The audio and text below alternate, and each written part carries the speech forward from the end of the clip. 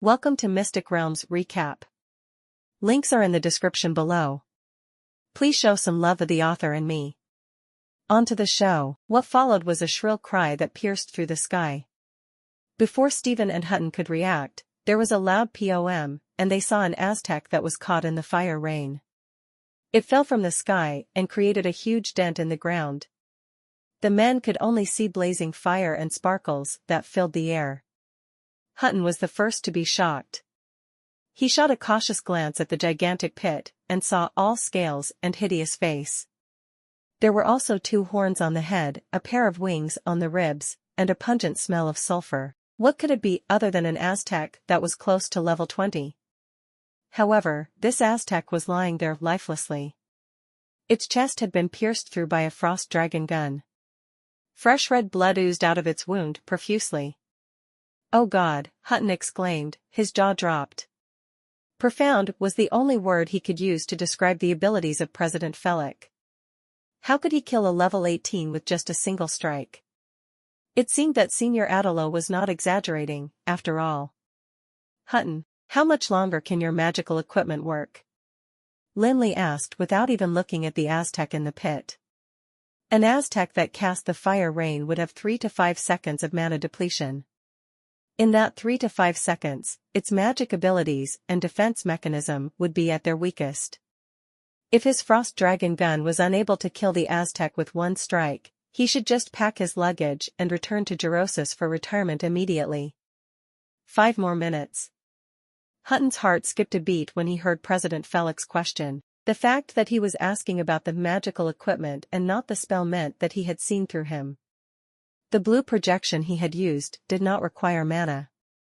It was magical equipment that had been passed down for generations in the Manhwa family. What a sharp eye President Felix has. Very good. Lin Li nodded his head, and did not say more.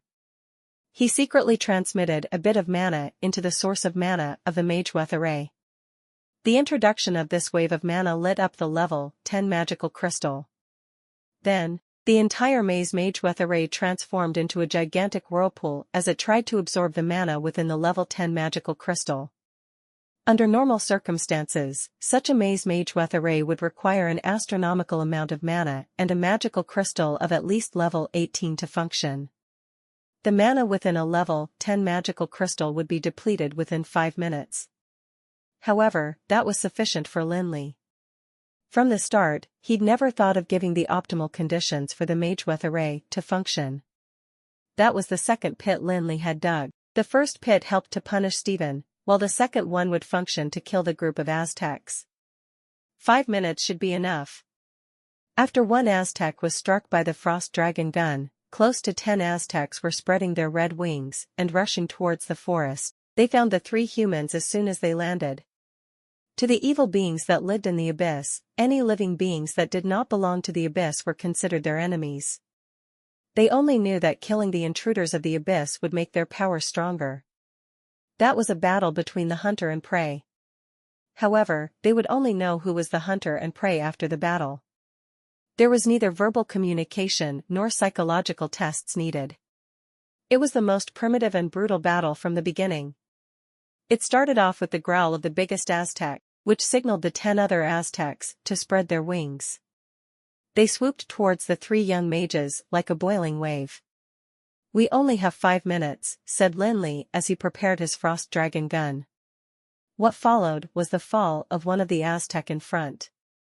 However, the frost dragon gun did not kill the Aztec in a single blow this time. After all, it was an Aztec above level 18 that was not undergoing the depletion of mana. This allowed it to use its flame shield against the frost dragon gun. Although the frost dragon gun was powerful, it would be close to impossible for the frost dragon gun to pierce through the flame shield right away. A thunderous POM erupted as the frost dragon gun collided with the flame shield. There was a bunch of dazzling sparks, while the Aztec in the front line had to slow down. Lin Li made use of the opportunity to mutter all his recitations. Immediately, there were 3 walls of ice standing on the ground that was filled with blazing flames. These 3 walls of ice were harder to deal with as compared to the frost dragon gun. Compared to the frost dragon gun that could be countered by the flame shield, these walls of ice obstructed their way. They had to use pyroblast on the walls before moving forward. Time was required for them to cast the pyroblast. The three young mages would never win against the Aztecs with their physical strength. Not to mention Hutton and Stephen, even a smithing master like Lin Li, who had the strength close to a level 15 warrior, would never be able to wrestle with an Aztec. However, it would be another story if he were to use magic. It was a fact that the three young mages standing here were the top mages in the entire Felon Kingdom. If they had sufficient space and time, the lethality of their spells could definitely be described as shocking. Thanks to Lin Li's 3 ice walls, Hutton and Stephen won precious time to cast the spells. Immediately, there were sounds of abstruse and mysterious recitation. The raging magical elements were like tidewater that accumulated at their sides. The 1,000 miles of ice and winterhorn were unleashed very quickly. At that instant, the surroundings were like a snowy scene. The ground froze within a diameter of 100 meters. The blazing fires were extinguished immediately, and there were huge snowflakes falling from the sky. While the icy ground was firmed up, it trapped the few Aztecs that were closest to the ice walls. The 1,000 miles of ice was the most powerful spell among the others below level 20. Its effects were amplified with the support from the winterhorn. It was beyond imagination. Although the Aztecs had flame shields on their bodies, they were unable to respond to it quickly. After the 1,000 miles of ice succeeded, Hutton and Stephen grew more unreasonable. They continuously cast frost spears onto the Aztecs that were trapped by the ice.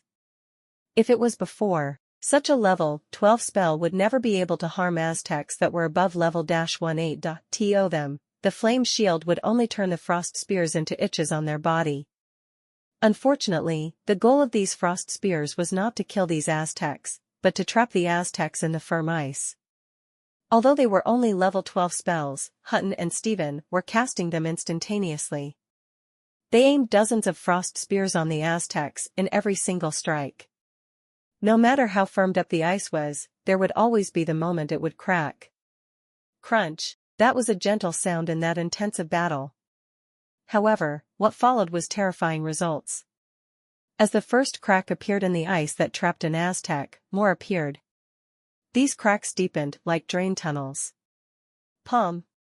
The moment the firm ice shattered, the frozen Aztec burst into pieces. Red pieces of flesh stuck within the ice looked rather striking in the midst of a snowy area. However, after one of their kind died, the other Aztecs used pyroblast to shatter the ice walls. Hutton and Stephen had to stop the recitation of the 1,000 miles of ice and utilize different types of magic spells to control the scene. Among the many spells, there were the Earthbind spell, Bloodbind spell, and the Thorny Entanglement. The battle became fierce and entered a stalemate. There was constant spell casting to control the situation. Hutton and Stephen were so engrossed that they did not realize that the youngest mage had not been doing anything after he established the 3 ice walls. Instead, he cast the levitation spell and hovered 10 meters up the sky. He looked as though he was waiting for something. Lin Li was indeed waiting.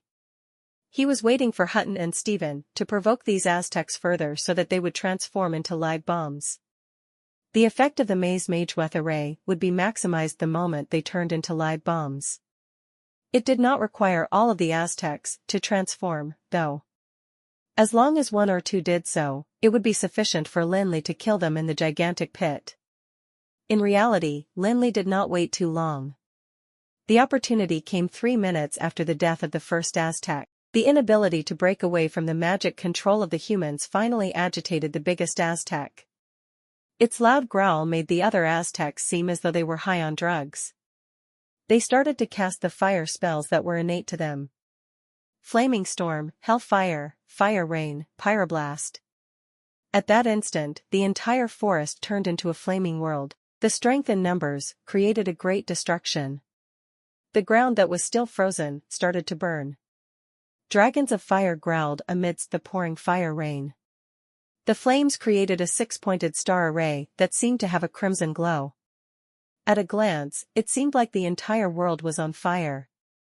The magic attack that was close to madness made Hutton and Stephen incredibly exhausted. They had no choice. The attack was too intense. The Earthbind spell, Ice Wall spell, and Bloodbind spell lost their effects in that battle. They did not have the time to expand the spells before being engulfed by the flames of the fire rain. "Stephen, this doesn't work," Hutton said in a low voice as he cast another wall of ice. There was a distinct worry on his pale and exhausted face. "You should say that to Felix instead," Stephen enforced the ice wall with great difficulty. There were beads of sweat on his forehead. While he said that, he took a glance back at Lin Li, who was in the air. There was a disdainful tone in his voice. "That coward created all this mess himself, but he is now hiding up there with the levitation spell like a tortoise. Humph, I am interested to see how he is going to deal with these Aztecs alone when we use up our mana. Maybe President Felix is still trying to figure things out." Frankly speaking, Hutton was guilty when he replied. Although Stephen was irritating, he was not talking nonsense this time. President Felix did not do anything after he used the Frost Dragon gun. Instead, he was levitating in the air, quietly. Could it be that he is really planning an escape? This is the abyss of Tharlan. Even if he wants to leave, where could he go? Figure things out? Cut the crap. If he had a way, he would get rid of these Aztecs. Does he need to hide so far away like a coward? Hutton opened his mouth to defend Lin Li, but could not find any words. He could only take a long sigh and put his focus back to the battle at hand. A minute passed. 2 minutes passed. 3 minutes. 4 minutes. The battle was going on for close to 5 minutes. After another ice wall was broken by the pyroblast, the ice shards darted like angry bullets. This time, however, the Aztec that smashed the ice wall stopped its magic attacks. It rolled up its red body. Immediately, the tidal-like fire elements around the Aztecs bubbled vigorously like boiling water. "It's here." Lin Li prepared himself the moment the Aztec rolled itself up. Lin Li moved to the top of the ice wall like a black streak of lightning. What followed was a zuk, as a frost dragon gun that had been prepared long ago bolted out. Boom! That was an earth-shaking sound. The unlucky Aztec got shot by the frost dragon gun the moment it turned into a live bomb. The vigorous fire elements within its body had nowhere to go, so it exploded on the spot. The effects of a live bomb could be described as terrifying. The explosion of this Aztec shattered down the 7 ice walls immediately. The 7 ice walls were painstakingly established by Hutton and Stephen, who spent most of their mana on them. In the earlier battle, it required at least 10 pyroblasts to break one wall. Now, however, one live bomb was enough to knock down 7 of them. The mages turned pallid. **T. The effects of the explosion were not what archmages of level 19 could handle. As long as they had not reached the legendary realm, no mage could survive such a horrific explosion without a magical domain. The 7 walls of ice were supposed to delay the Aztecs for a while. They did not expect them to shatter instantaneously with such a terrifying explosion. Now that a great portion of their mana had been drained, and that the only thing they could rely on had been turned to smithereens, were they going to use their magic staff to fight the Aztecs physically? What now? Hutton and Stephen looked at each other anxiously after the thunderous explosion. The group of Aztecs was in shock as well. Although their intelligence was not any higher as compared to the normal magical beasts, they were clear on the present situation. One of their kind used a live bomb, but did not kill anything.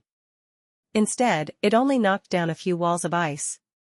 Very quickly, the biggest Aztec let out a ferocious growl. As compared to its previous growl, it was clearly filled with fury and madness. 3 humans had made them lose 3 of their kind. For the leader of the Aztecs, it was beyond tolerance. It had decided to eliminate the 3 humans regardless of what it would take. Immediately after the growl, 5 out of 10 Aztecs curled up their wings. Then, fire elements in the entire abyss of Tharlan vibrated vigorously. Both Hutton and Stephen could very clearly feel the energy of the balled-up Aztecs increasing exponentially. It rose from level 18 to level 19, then from level 19 to close to the legendary realm. Damn. The anxiousness in their eyes turned into hopelessness. The explosion from the 5 Aztecs that were dangerously close to the legendary realm was a terrifying thing that Hutton could not bring himself to even imagine. That was a force that could lead to the end of the world, not to mention if the force were to hit him. The aftermath of the explosion would suffice to turn him into broken bones. Just when he was in despair, there was a gust of wind that approached him. Hutton turned to see President Felix land by his side slowly. "Mage Felix, what are you doing?" Hutton froze. He could not fathom the thought processes in the dude's mind. He could have left the battleground with his levitation spell any time. Why would he want to approach at such a critical moment? "Don't ask so much," Lin Li interrupted Hutton with a wave as his hand. He wasn't interested in what Hutton was thinking about. "Can you use that magical equipment for another time?" Lin Li asked, with a hurried voice. "Sure. That's great," Lin Li replied as he let out some of his mana. The mana was entering the source of the ManhwaRecap array. As this wave of mana entered, the dull-colored source of mana lit up. There was a dazzling glow of light, and the mana within the level 10 magical crystal flowed through the ManhwaRecap array at once. Each magic node lit up as the mana flowed through it. As each magic circuit was activated, the true force of the high-level ManhwaRecap array finally got unleashed. Then, Hutton's and Stephen's expression froze. They suddenly saw that the several Aztecs that were dangerously close to the legendary realm suddenly turned against one another. They were eyeing their own kind with a glare that was filled with craze and despair. "What the f***ck are they doing?" Hutton gaped. It was like a dream. One of the Aztecs pounced towards its own kind. No, no, no. Not only one. That instant, all of the Aztecs started to battle each other. 2 of the Aztecs even forgot the rank between demons and pounced on that biggest Aztec. Could this be the work of President Felix? The thought of that possibility created cold sweat on Hutton's forehead. That force is too scary. The ability to let his enemies turn against themselves made him more demon than demons. "What are you waiting for? Quick, use your magical equipment now." "Oh." Lin Li's voice ascertained Hutton's suspicion. However, Hutton did not dare to ask more. Sometimes, it wouldn't be good to know too many secrets. His curiosity about President Felix's secrets might make him a suspicious person. It would be good to maintain their present relationship. It had improved greatly as compared to before. Although they were not close, Hutton had the confidence that he would be able to let the Manhwa family form an alliance with this powerful man. With that in mind, Hutton transferred some mana into his bangle. It called up the blue shield which covered the 3 men securely. Immediately after the earth-trembling sound, the mountains and ground started to tremble. A mushroom cloud that created infinite heat waves shot up to the sky. Hutton could feel the warmth through the blue shield. The aftermath of the explosion lingered for a while. When the 3 men opened their eyes again, the forest had already been changed beyond recognition. There wasn't one intact leaf within 100 meters. Even the ground beneath their feet appeared as though it had its top layer ripped off. The soil and ashes that flew in the air, that was mixed with the thick and heavy smoke, seemed like gray clouds. "That's too scary," Hutton muttered in a shaky voice. The fear on his face was not one that could be concealed. If he did not have the protection from the family's bangle, a tiny bit of repercussion from the explosion was sufficient to turn him into smashed bones. Even though the bangle was a hand-me-down, Hutton could not help but smile bitterly as he glanced at his right wrist, where was the bangle that had been passed down for 4 generations. The crescent bangle was supposed to defend the wearer against critical blows on the legendary level, yet it was damaged by that one explosion. What a pity, Hutton slowly removed his bangle. However, his expression did not match his words. As the first heir of the Manhwa family, he knew something better than common mages: life was everything. Any powerful magical equipment would be an idle talk if lives had been lost. "It is really a pity," Lin Li agreed. He knew very clearly how the massive explosion earlier on was made up of 5 Aztecs that were above level 18. It was a force that could destroy everything. The combined force of the Lich at the Scar of Death and the humorous Wyrm would not have been able to rival it. Although Hutton's bangle only protected them from the aftermath of the explosion, it was already considered good magical equipment. As long as we're alive, we can always create more magical equipment, replied Hutton. There was a hint of sadness underlying his smile. Why not, said Lin Li after a moment of hesitation. Pass me the bangle for the time being, and I'll think of a way to fix it when I'm back at the Tower of Dusk. Really? Asked Hutton in surprise. If it had been before, Hutton would not have believed his ears. The crescent bangle had been passed down for 4 generations, and was definitely one of the Manhwa family's top 5 magical equipment. Unless absolutely necessary, the bangle would always be locked in the family's treasury for safekeeping. Once such magical equipment got damaged, it would be nearly impossible to fix it. Not to mention the young mage of the age 20 before them, even if it were the renowned Gilded Rose that monopolized the Alchemy 1 industry, it would not have the ability to repair the damaged bangle. However, Hutton did not dare to doubt Lin Li now.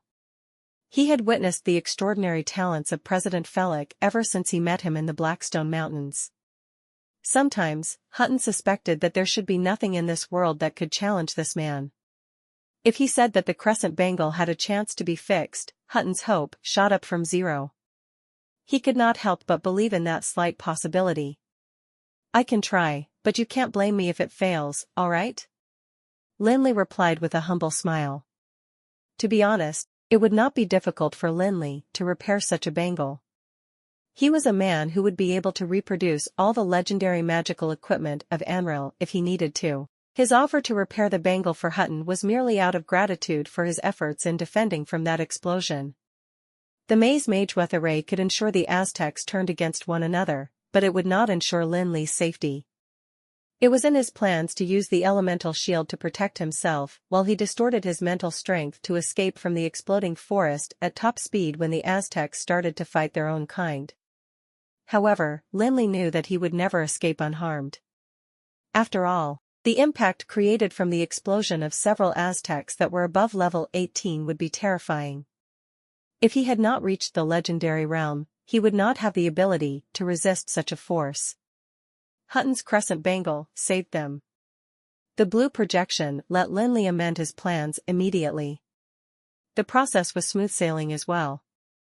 It not only eliminated the 10 Aztecs, but also ensured that he remained unharmed within the sphere of protection. Apart from the maze ManhwaRecap, Hutton's crescent bangle played a significant role. He would return him that favor if he could repair the bangle for him. Hutton was not aware of Lin Li's thoughts. He only knew that since President Felix said it himself, it meant that the crescent bangle could really be repaired. Could a person like you be able to repair the crescent bangle? That was Stephen, who interrupted before Hutton could express his gratitude to Lin Li. His words were as straightforward as expected. Don't think that I don't know what's on your mind. You must be planning on stealing the crescent bangle from Hutton. Although the crescent bangle is damaged now, the mana left in it is sufficient to make it good magical equipment that can defend against level 11 spells.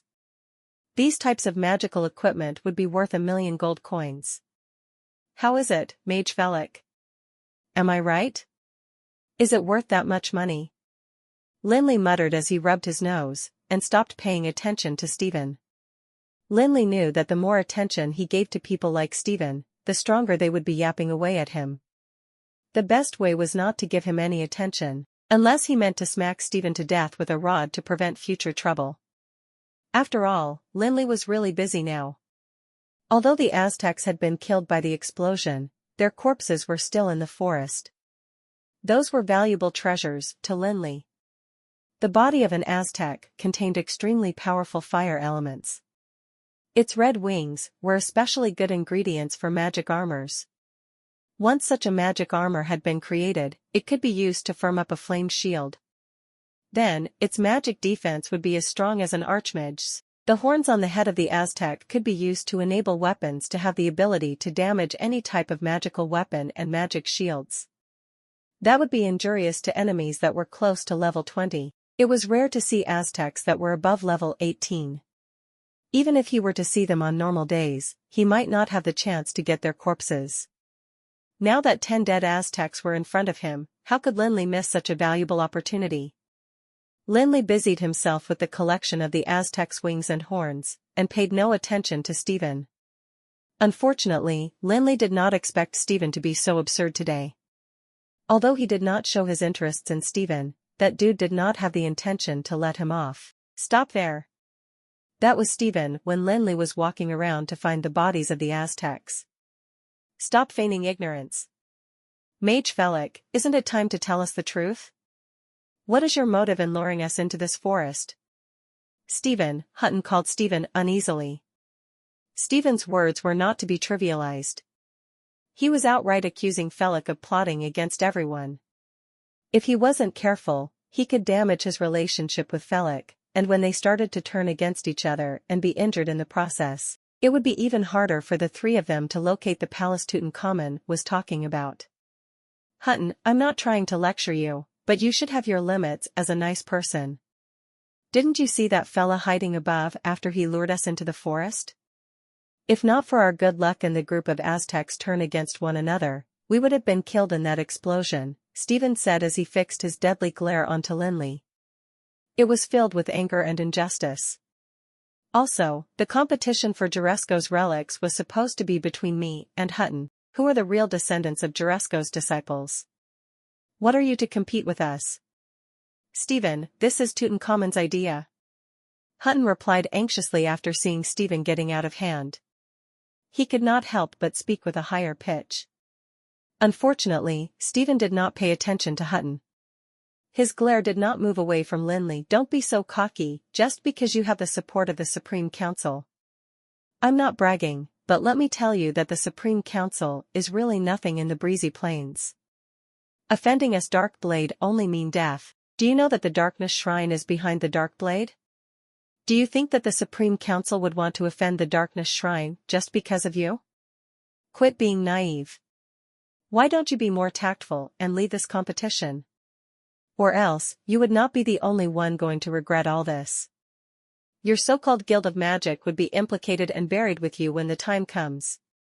Have you finished talking? Lin Li asked, smilingly. He had been listening to Stephen silently as the latter had nagged. Only when Stephen took a pause did he ask that question. What? Stephen said as he recalled the experience he had in the wooden house. The sight of that smile caused him to lose all of his words. He took a step back subconsciously. I've finished my piece. What do you want? Stephen added on unnaturally. Shut up when you are done. Even if I have the mood to listen to your nagging, that greater demon might not have this patience. Greater demon? Stephen's heart tightened. Only after looking left and right for quite a while did he guiltily reply, what greater demon are you talking about? Don't think that I will be scared when you weave that story. I haven't settled that score earlier on with you. You can settle the score when you engrave the plate for your grave. Lin Li did not look once at Stephen when he spoke. Right after speaking, he cast a levitation spell and swerved into the sky at top speed. Let's talk after we leave this place. Hutton looked at that blurred view of Lin Li's back and started to recite the spell for levitation. You really believe there would be a greater demon in such a place? Stephen looked at Hutton in shock. He suddenly felt that the mage that had the same status with him had become very foreign to him. Hutton had not been like this before. He used to be a man who did everything with confidence and mastery, and always carried a confident disposition. Stephen's father had once told him during their first meeting that Hutton would be his strongest competitor in the breezy plains in the future. However, the present Hutton was void of his past character. Now, Hutton had become an extremely agreeable man before that Felix. How could Hutton stay by Felix so religiously when the latter wanted to make use of a group of Aztecs to get rid of himself and Hutton? Actually, Stephen, Hutton, who was about to fly into the air, turned back. He stared at Stephen for about a minute. I feel that you should believe what Mage Felix said. At least, there is no need for Mage Felix to turn against us before we find the palace. That being said, if Mage Felix had the intention to do that, we would not be able to find that palace. In this world, there are always a few people that are beyond your comprehension. After he finished his line, Hutton swooped into the sky. In reality, the speech he gave to Stephen was actually more for himself. Hutton could not verbalize the feelings he got from the battle. This was the first time Hutton saw Lin Li participate in a battle. This was also the first time Hutton felt that there would always be some monsters in this world that he could not understand. Before this, no matter how miserable the Sire bandits were when described by Adalo, Hutton was firm in his belief that he would be able to achieve the same results if he were to put in more effort. However, when Hutton witnessed the Aztecs fall under the hands of President like a dozen marionettes, he changed his perspective. The dozen Aztecs that were above level 18 were completely wiped out in 10 minutes. It was then that Hutton realized that no matter how hard he worked, even if he were to toil his entire life, it would be always impossible to bridge the gap between himself and the young president. This gap was not only about magic powers. It was about confidence. Hutton felt that the young president was invincible and too impeccable. President Felix had carefully considered every move from the start to the end of the battle. He executed all plans perfectly. The dozen Aztecs turned into mere puppets in the hands of President Felix, manipulated according to his will. Hutton remembered that when he reached the Archmage realm, Mentor Cheyenne once told him that it was not magic that made mages powerful. It was the mind. Hutton was not yet capable of understanding these words then, but everything was clear now. One would never be able to defeat a mage who could control a situation perfectly. Although the young president had not reached the realm Mentor Cheyenne was speaking of, Hutton knew it wouldn't be long before that happened. It was a fact that one's magic powers could be enhanced, and magic realms could be surpassed. However, talents would not be imitable. The thought of the battle earlier assured Hutton of one thing: even if he had the ability to let the Aztecs turn against each other, and if he had the powers of President Felix, he would never be able to achieve such perfect results. "Hope Stephen can be clever," Hutton muttered. He could not help but grin. Hutton knew that Stephen would never understand the terrifying side of President Felix. This was the difference between the Manhwa family and the Dark Blade. The former knew the importance of relationships. If one could not defeat an enemy, he would try to become friends with that opponent. Contrarily, if the latter could not win against an opponent the legal way, he would devise another way to defeat his enemy. Of course, Hutton did not think Stephen would ever understand that. The reason for his reminder was to prevent himself from being implicated by Stephen's foolishness. Hutton would not be interested to know whether Stephen was really silly. "Beyond my comprehension? I would like to see if there's such a powerful person in the world," Stephen muttered coldly as he watched Hutton leave. He took out his right hand from his pocket slowly and cast a levitation spell. Despite distorting his mental strength unnaturally, and increasing the speed of his levitation spell, Lin Li needed more than 1 hour to reach the edge of the vast forest. After making sure that the frightening existence had vanished, Lin Li slowed down his flying speed and waited for Hutton to catch up with him. His words were not to scare Stephen. Lin Li was at least 80% certain that there really was a greater demon of at least level 21 in the forest. Although Lin Li did not really explore the abyss of Tharlan when he was in the Endless World, he did enough research. One piece of information was related to the spirit walkers. It was said that the shape of a spirit walker was like a puff of cloud. Apart from its heart, the body of a spirit walker was an illusion created by its magnificent mental strength. Spirit walkers were born with the mental strength of magic shooters, and could use different types of mental spells. Their ability in spiritual force was more powerful than that of a priest above level 15. If the Aztecs were the demons beneath the abyss, the spirit walkers would be the royals of the demons. No other demon apart from the spirit walker in the 99 levels of abyss would have the ability of level 15 right from birth. This strength was comparable to the high elves. However, the spirit walker had a critical weakness. It would be very difficult for them to surpass level 20. Lin Li had not heard of any spirit walker that was above level 20 anywhere in the whole of Endless World. No. He had heard of one.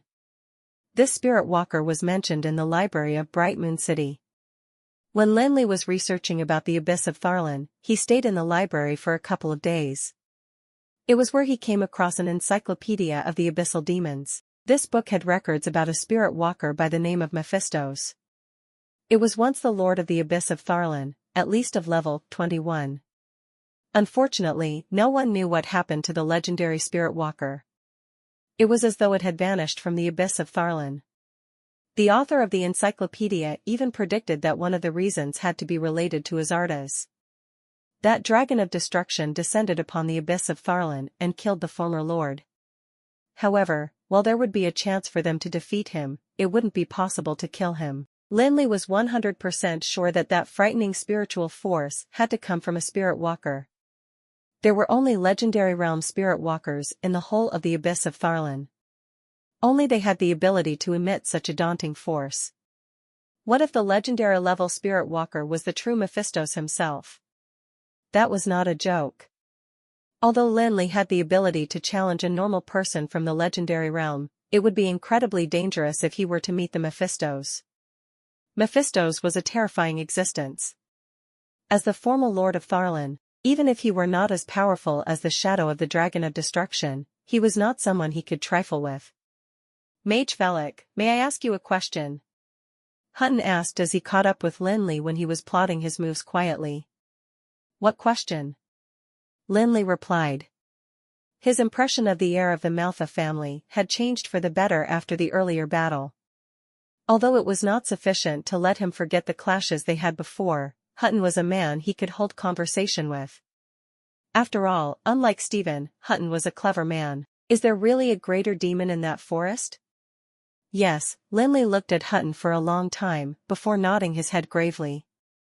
A greater demon that is beyond your imagination. We need to leave this place as soon as possible.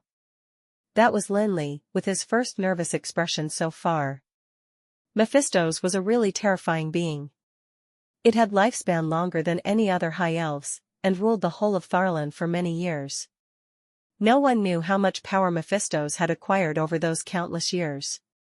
Furthermore, Mephistos was well equipped with the spiritual force, and the scariest thing about the spiritual force was slavery. If the three men were to be defeated by Mephistos, their souls would become Mephistos' slaves eternally. It was a consequence more frightening than death. Oh yes, spiritual force. Lin Li suddenly remembered something. Hutton, go and see if Stephen has come yet. We are pressed for time and only can wait 2-3 minutes. If not, we can only go and find the palace ourselves. Alright, let me check on him.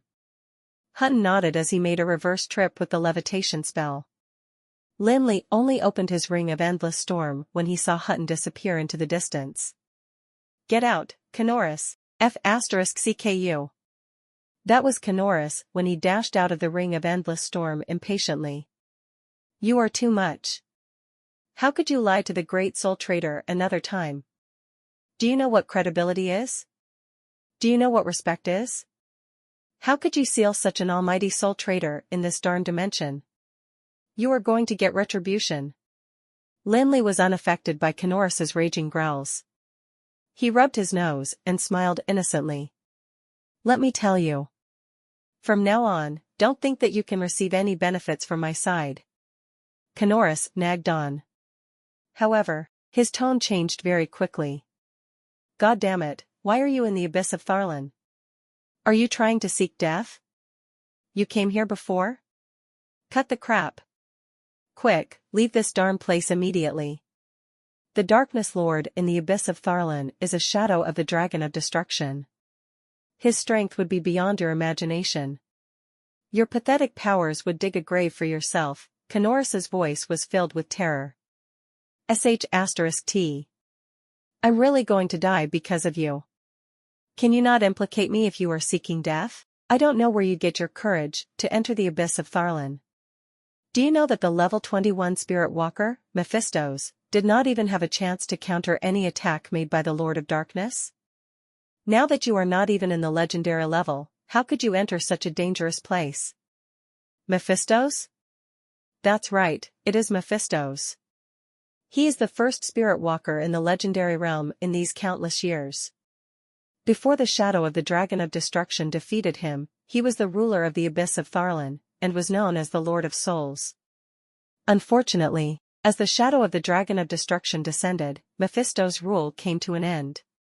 The Lord of Darkness defeated him with ease and sliced his soul into countless pieces, which he sealed in all corners of the abyss of Tharlan separately. The shadow of the dragon of destruction once said that unless the force of dark force and evilness stopped shadowing the abyss of Tharlan, Mephisto's would always be sealed there, all until the fall of the endless abyss. That's great. Oh, almighty soul traitor, let me tell you some good news. What news? I've met Mephisto's. Holy, why is that good news?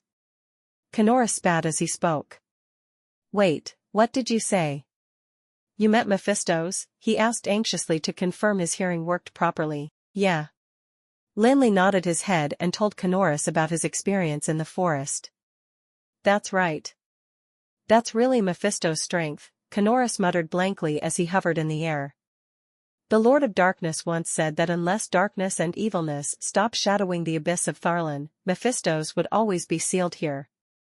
Furthermore, with the influence the Lord of Darkness has, how could the seal be faulty? Unless, he said as though he had been possessed. Unless what? Unless the Lord of Darkness has fallen? Let me think, Knorris' words jolted Lin Li's memory. He remembered how Tutankhamun had told him that the powers of the Lord of Darkness had been dwindling. Even the abyss of Tharlan had lost the influence it had had in the past. Lin Li did not take Tutankhamun's words to heart when he'd said that. To Lin Li, regardless of how weak the Lord of Darkness was, it was at least above the legendary realm. With the laws of darkness and evilness, it was not what Lin Li could deal with.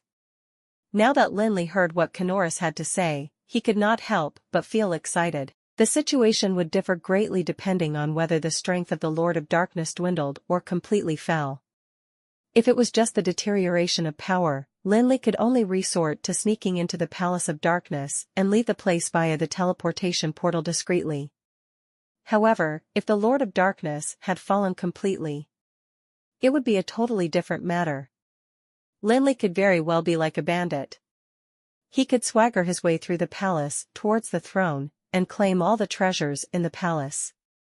After all, that was the Palace of Darkness. The Endless Abyss had 99 levels, where each of the levels was an independent world governed by one demon lord. However, these 99 worlds followed the same law, survival of the fittest. It was a world that followed a strict hierarchy. The nether spawns were at the bottom of the food chain, followed by minion demons, greater demons, and demon lord. The demon lord at the peak of the food chain had the exclusive privilege to enjoy all resources. That was more thorough than the aristocratic system of human beings.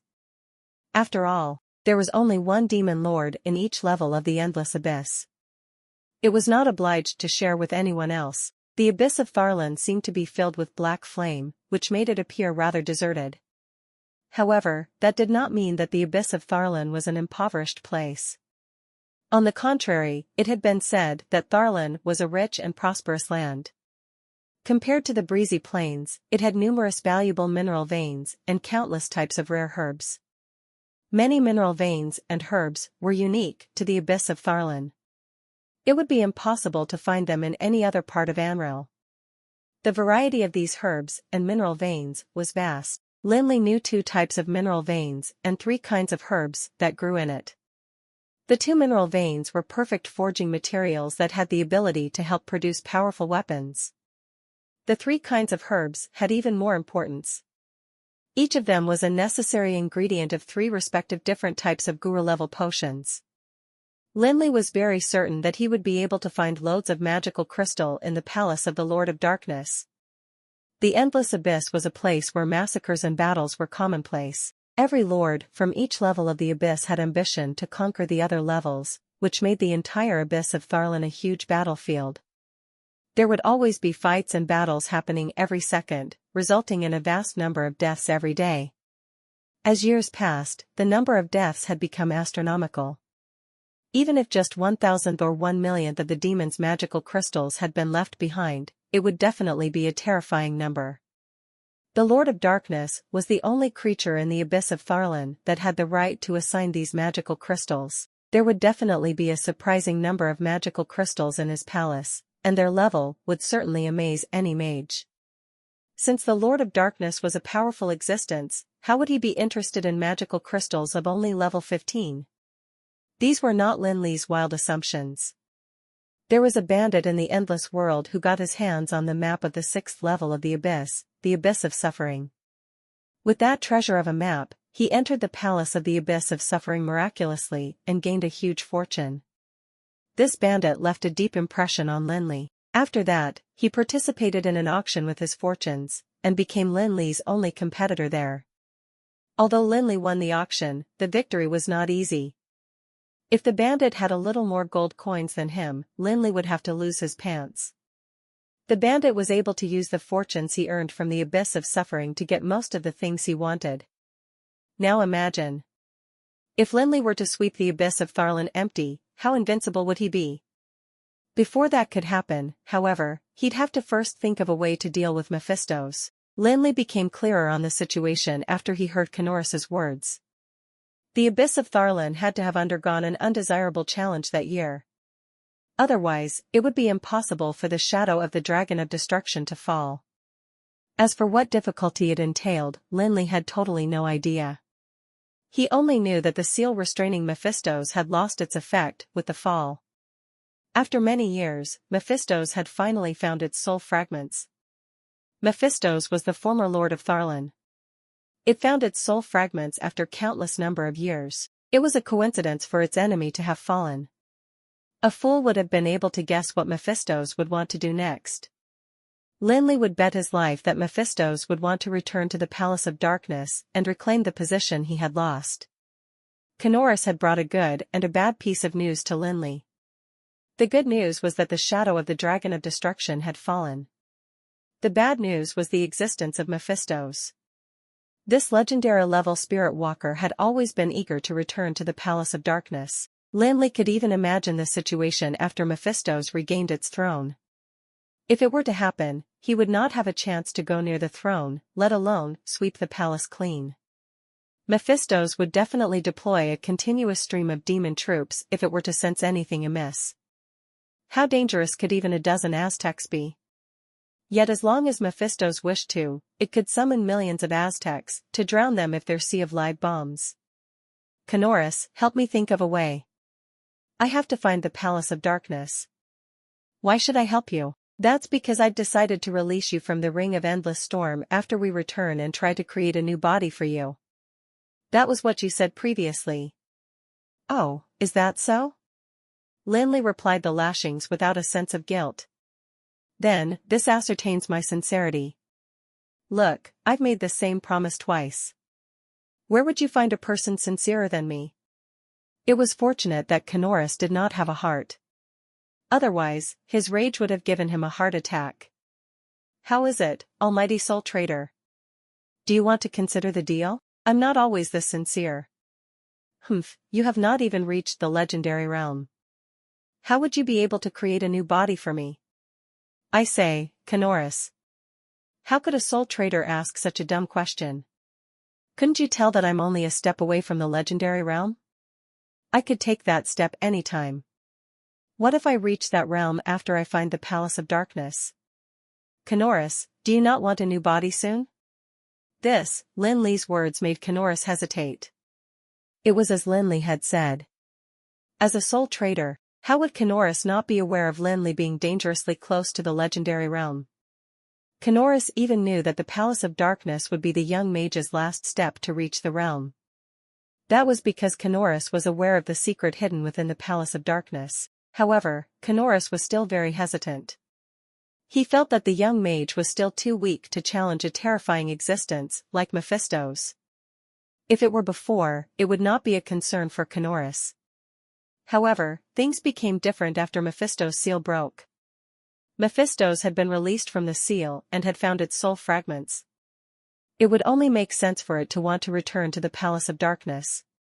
His return would renew its rights as the ruler of the abyss of Tharlan, and it had become the real Lord of Souls. It would be more dangerous than treading on a tightrope if the young mage were to enter the Palace of Darkness at such timing.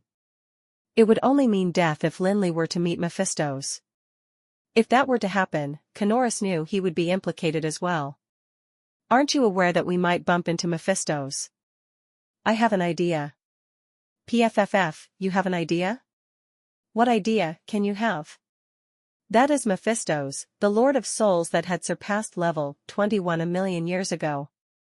Can't you believe in me for once? Didn't you sense a strange divine power in the dimensional space recently? Divine power? Yeah, Lin Li nodded his head grinningly. Lin Li was not boasting. He was aware that he would not have a chance if he were to meet Kanoris with his current powers. However, they knew there was still a piece of the debris of stars in his ring of endless storm. Although the holy light would not be able to slaughter Mephistos directly, it would definitely help to buy time for him. I hope that you really have an idea, then, Kanoris said reluctantly. He finally agreed to help after a period of hesitation. Congrats, you've made a very good decision, Lin Li replied with a smile of satisfaction. Alright. Cut the crap, Kanoris said impatiently. The Palace of Darkness is deep inside the abyss of Tharlan. This is not really a secret, though. But, I presume few people knew where the depths of the abyss of Tharlan is located. You have to know it. That's right, I do. Afterward, Kanoris told Lin Li everything. Although Lin Li knew that Kanoris had a very mysterious background and a lot of hidden secrets, it was only today that Lin Li realized how surprising were the secrets Kanoris knew.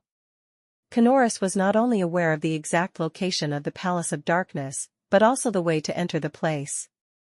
He had a clear and distinct memory of each and every alley and secret chamber inside the Palace of Darkness.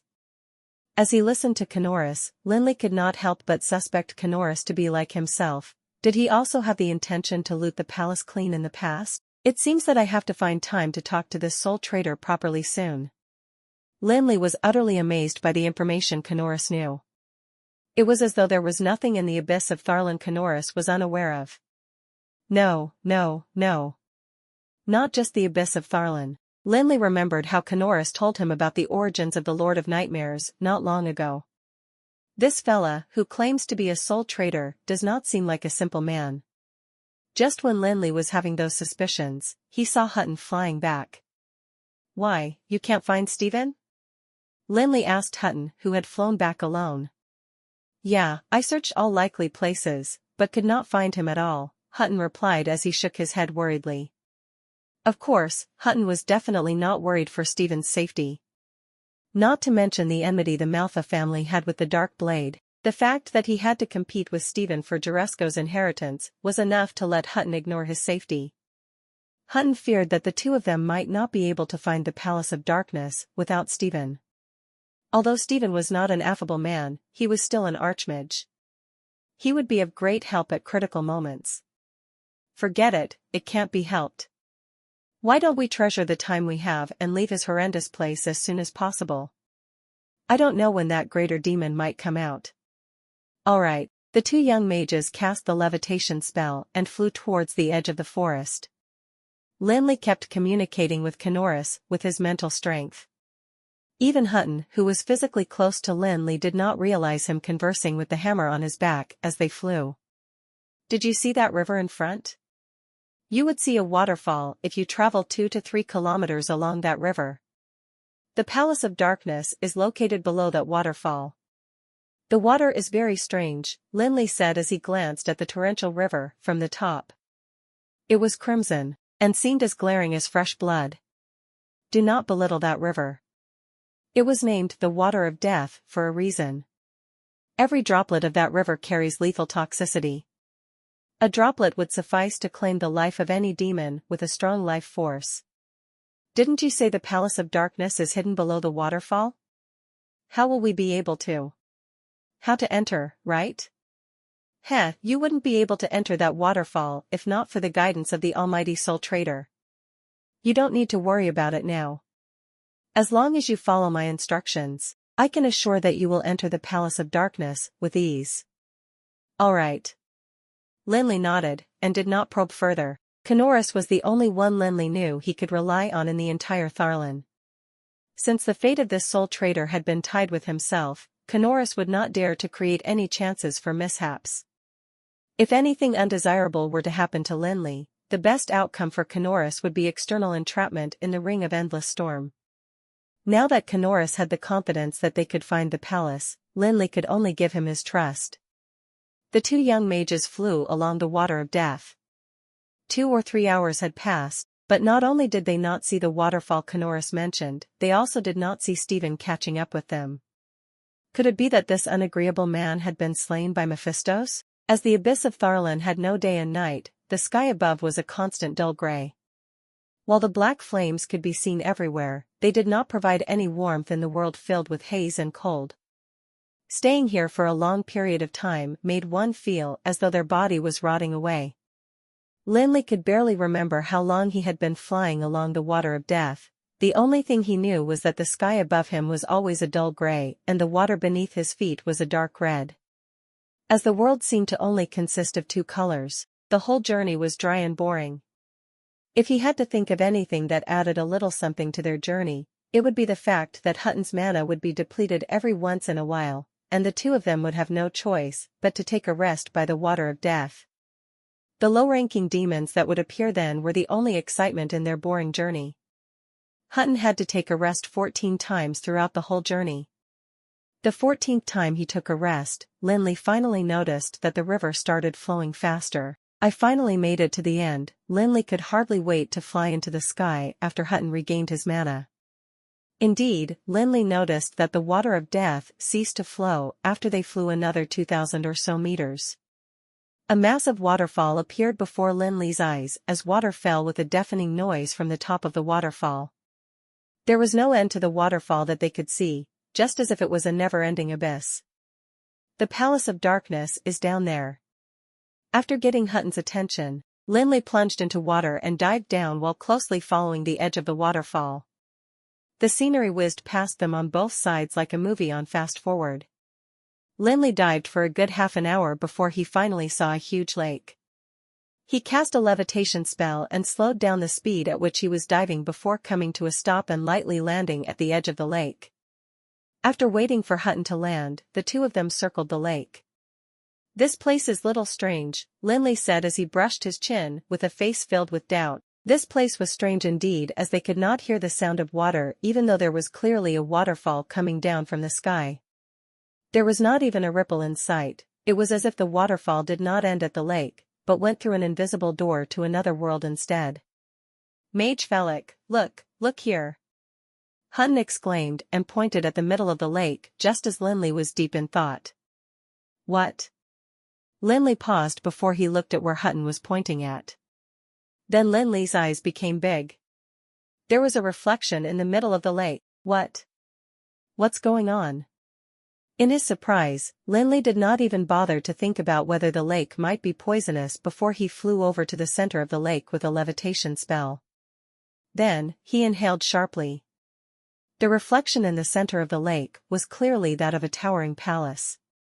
It was mysterious, solemn, and eerily enchanting, all at the same time. What else could this be if it was not the legendary Palace of Darkness? But where was this reflection coming from? Lin Li looked around with wide eyes, but there did not seem to be anything besides the gloomy gray skies, dark red water, and raging black flames. Even the demons that roamed everywhere seemed to have disappeared without a trace, much less the Palace of Darkness. I must be seeing things. Lin Li stared with wide eyes as his mouth hung agape. Wasn't this too strange? The legendary Palace of Darkness did not exist, so why was there a reflection in the middle of the lake? Wasn't this too much of a joke? See, I told you. If not for my help, you might not even find the true Palace of Darkness even if you ask around all your life. After staying quiet the whole time on Lin Li's back, Kanoris finally spoke. I'm not tooting my own horn, but besides the ruler of the Abyss of Tharlan, there could not have been more than 3 people in the whole of Amril who knew where the true Palace of Darkness is. Yes. Perhaps it was because he had been cooped up in the ring of endless storm for too long, but there seemed to be no end to Kanoris's singing his own praises. Unfortunately, Lin Li had a favor to ask of him, and thus he did not dare to cut him off out of frustration, and even had to add a few words of affirmation occasionally so as to satisfy this lonely hammer's twisted sense of achievement. Kanoris' praises for himself lasted a good 10 minutes, until Lin Li thought his ears might drop off and Kanoris realized there was nothing more that he could praise himself about. Only then did he happily say, "All right, step aside, both of you." "Sure." Lin Li nodded before he quickly came up with an excuse and dragged Hutton to the side of the lake. Then, Lin Li heard an incredibly convoluted string of chants coming from afar. The chant was incredibly strange. It was not said in the common language, nor was it in the language of the High Elves. It was not even in language of the ancient deities nor that of the ancient dragons. It was a language that Lin Li had never heard of. However, the language had simple sounds, and was merely a mix of repeated vowels and consonants. There were even a few sounds that sounded like the growls of magical beasts. Based on that, Lin Li wondered if it could be the legendary language of the demons. Hutton fared no better than Lin Li. In fact, he had been in a constant state of shock ever since Kanoris made his appearance. It was not that Hutton was making a big fuss out of nothing, anybody in his position would have the same reaction. After all, his companion had suddenly produced a hammer that could chant spells. Anyone else would have been terrified to the point of insanity, so he was quite impressive to only be in a state of shock. Mage Felix, this, Hutton had a glazed look the whole time, and he even stuttered when he spoke. "Well, Lin Li scratched his head before seriously replying, "I picked it up along the way. At first, I thought it was left behind by a human blacksmith, but I didn't think that this fellow was capable of speaking.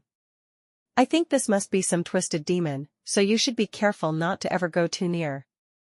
Who knows whether this fellow will hurt anyone." "I see." Hutton nodded firmly, but he started cursing away in his head. "Damn it, I knew you wouldn't speak the truth, but could you at least put in a bit of effort when you're lying? What do you mean a twisted demon? You think it's the first day I met you?" But of course, this was all in Hutton's head, and he would never dare say it aloud. Kanoris' chanting lasted a long time, almost as long as the ritual at the altar. He finally ended the long and mysterious chanting with a loud growl after a good 10 minutes. Then, Lin Li realized that the calm lake water started boiling over. It started out with a few ripples, but then the surface of the lake started bubbling. In the end, the water started churning, and the deafening sounds of the thrashing water filled their ears. It looked as though the whole lake was boiling. Boom! In an instant, a loud noise could be heard, and it sounded as if the world was collapsing. When Lin Li came back to his senses, a towering palace had abruptly emerged from the surface of the lake, spanning across nearly half of the lake.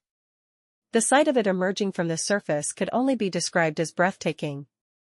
Even though Hutton and Lin Li had seen many things in their life, they still couldn't help but stare with their mouth agape at that instant. It did not even cross their mind to dodge the splashing water as they were still in shock. Thankfully, Kanoris had thought of that, and had the both of them stay aside and out of the water's way. Nobody knew how long it was until Lin Li started to regain his senses as he studied the palace that had suddenly appeared with a face of disbelief. Mysterious, solemn, and eerily enchanting all at the same time. It was as if the reflection in the lake had suddenly been turned around. This is the Palace of Darkness? Hutton gulped, and his voice seemed to be unusually hoarse. I guess so. Lin Li was not much better than Hutton in that moment.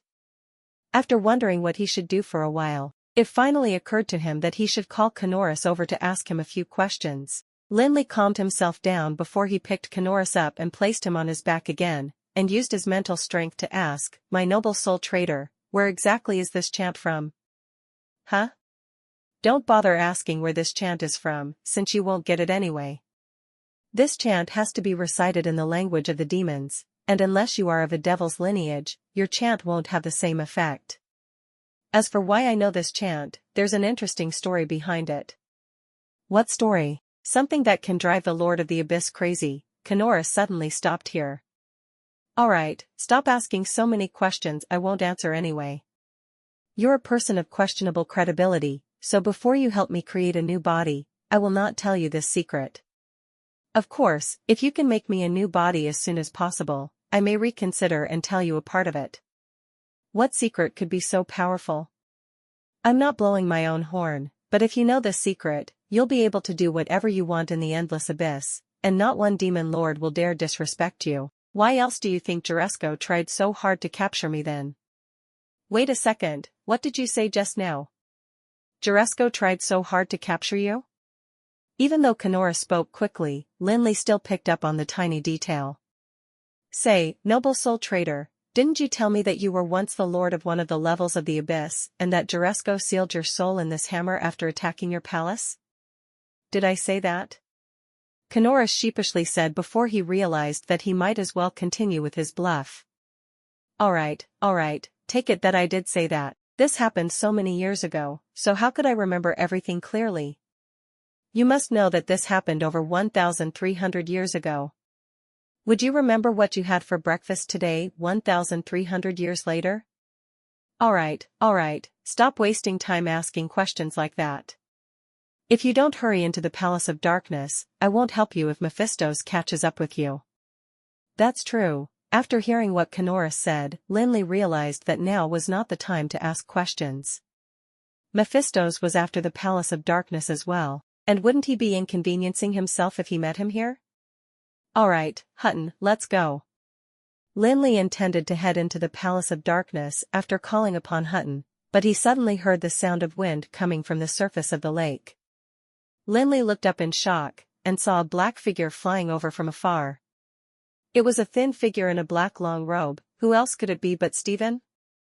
You finally caught up, Stephen. Hutton was pleasantly surprised to see that Stephen had caught up with them. There was no telling what was hidden in the Palace of Darkness, after all, and it was better to have Stephen's help if they met with any danger. Yes, I was delayed on the way. Stephen nodded at Hutton in a greeting, but did not even spare a glance at Lin Li. However, Lin Li did not mind it this time. Oh, no. More than that, Lin Li even warmly welcomed him despite his apparent nonchalance. Could it be that you met demons along the way? Mage, Stephen, I nearly forgot to ask you, how did you manage to find your way here? After finishing his question, Lin Li stared closely at Stephen. Only a few minion demons. A trace of panic flashed across his face, and if not for Lin Li staring closely, nobody would have noticed that. Don't forget that I, too, am an archmage. It is a basic skill for an archmage to track others using magical waves.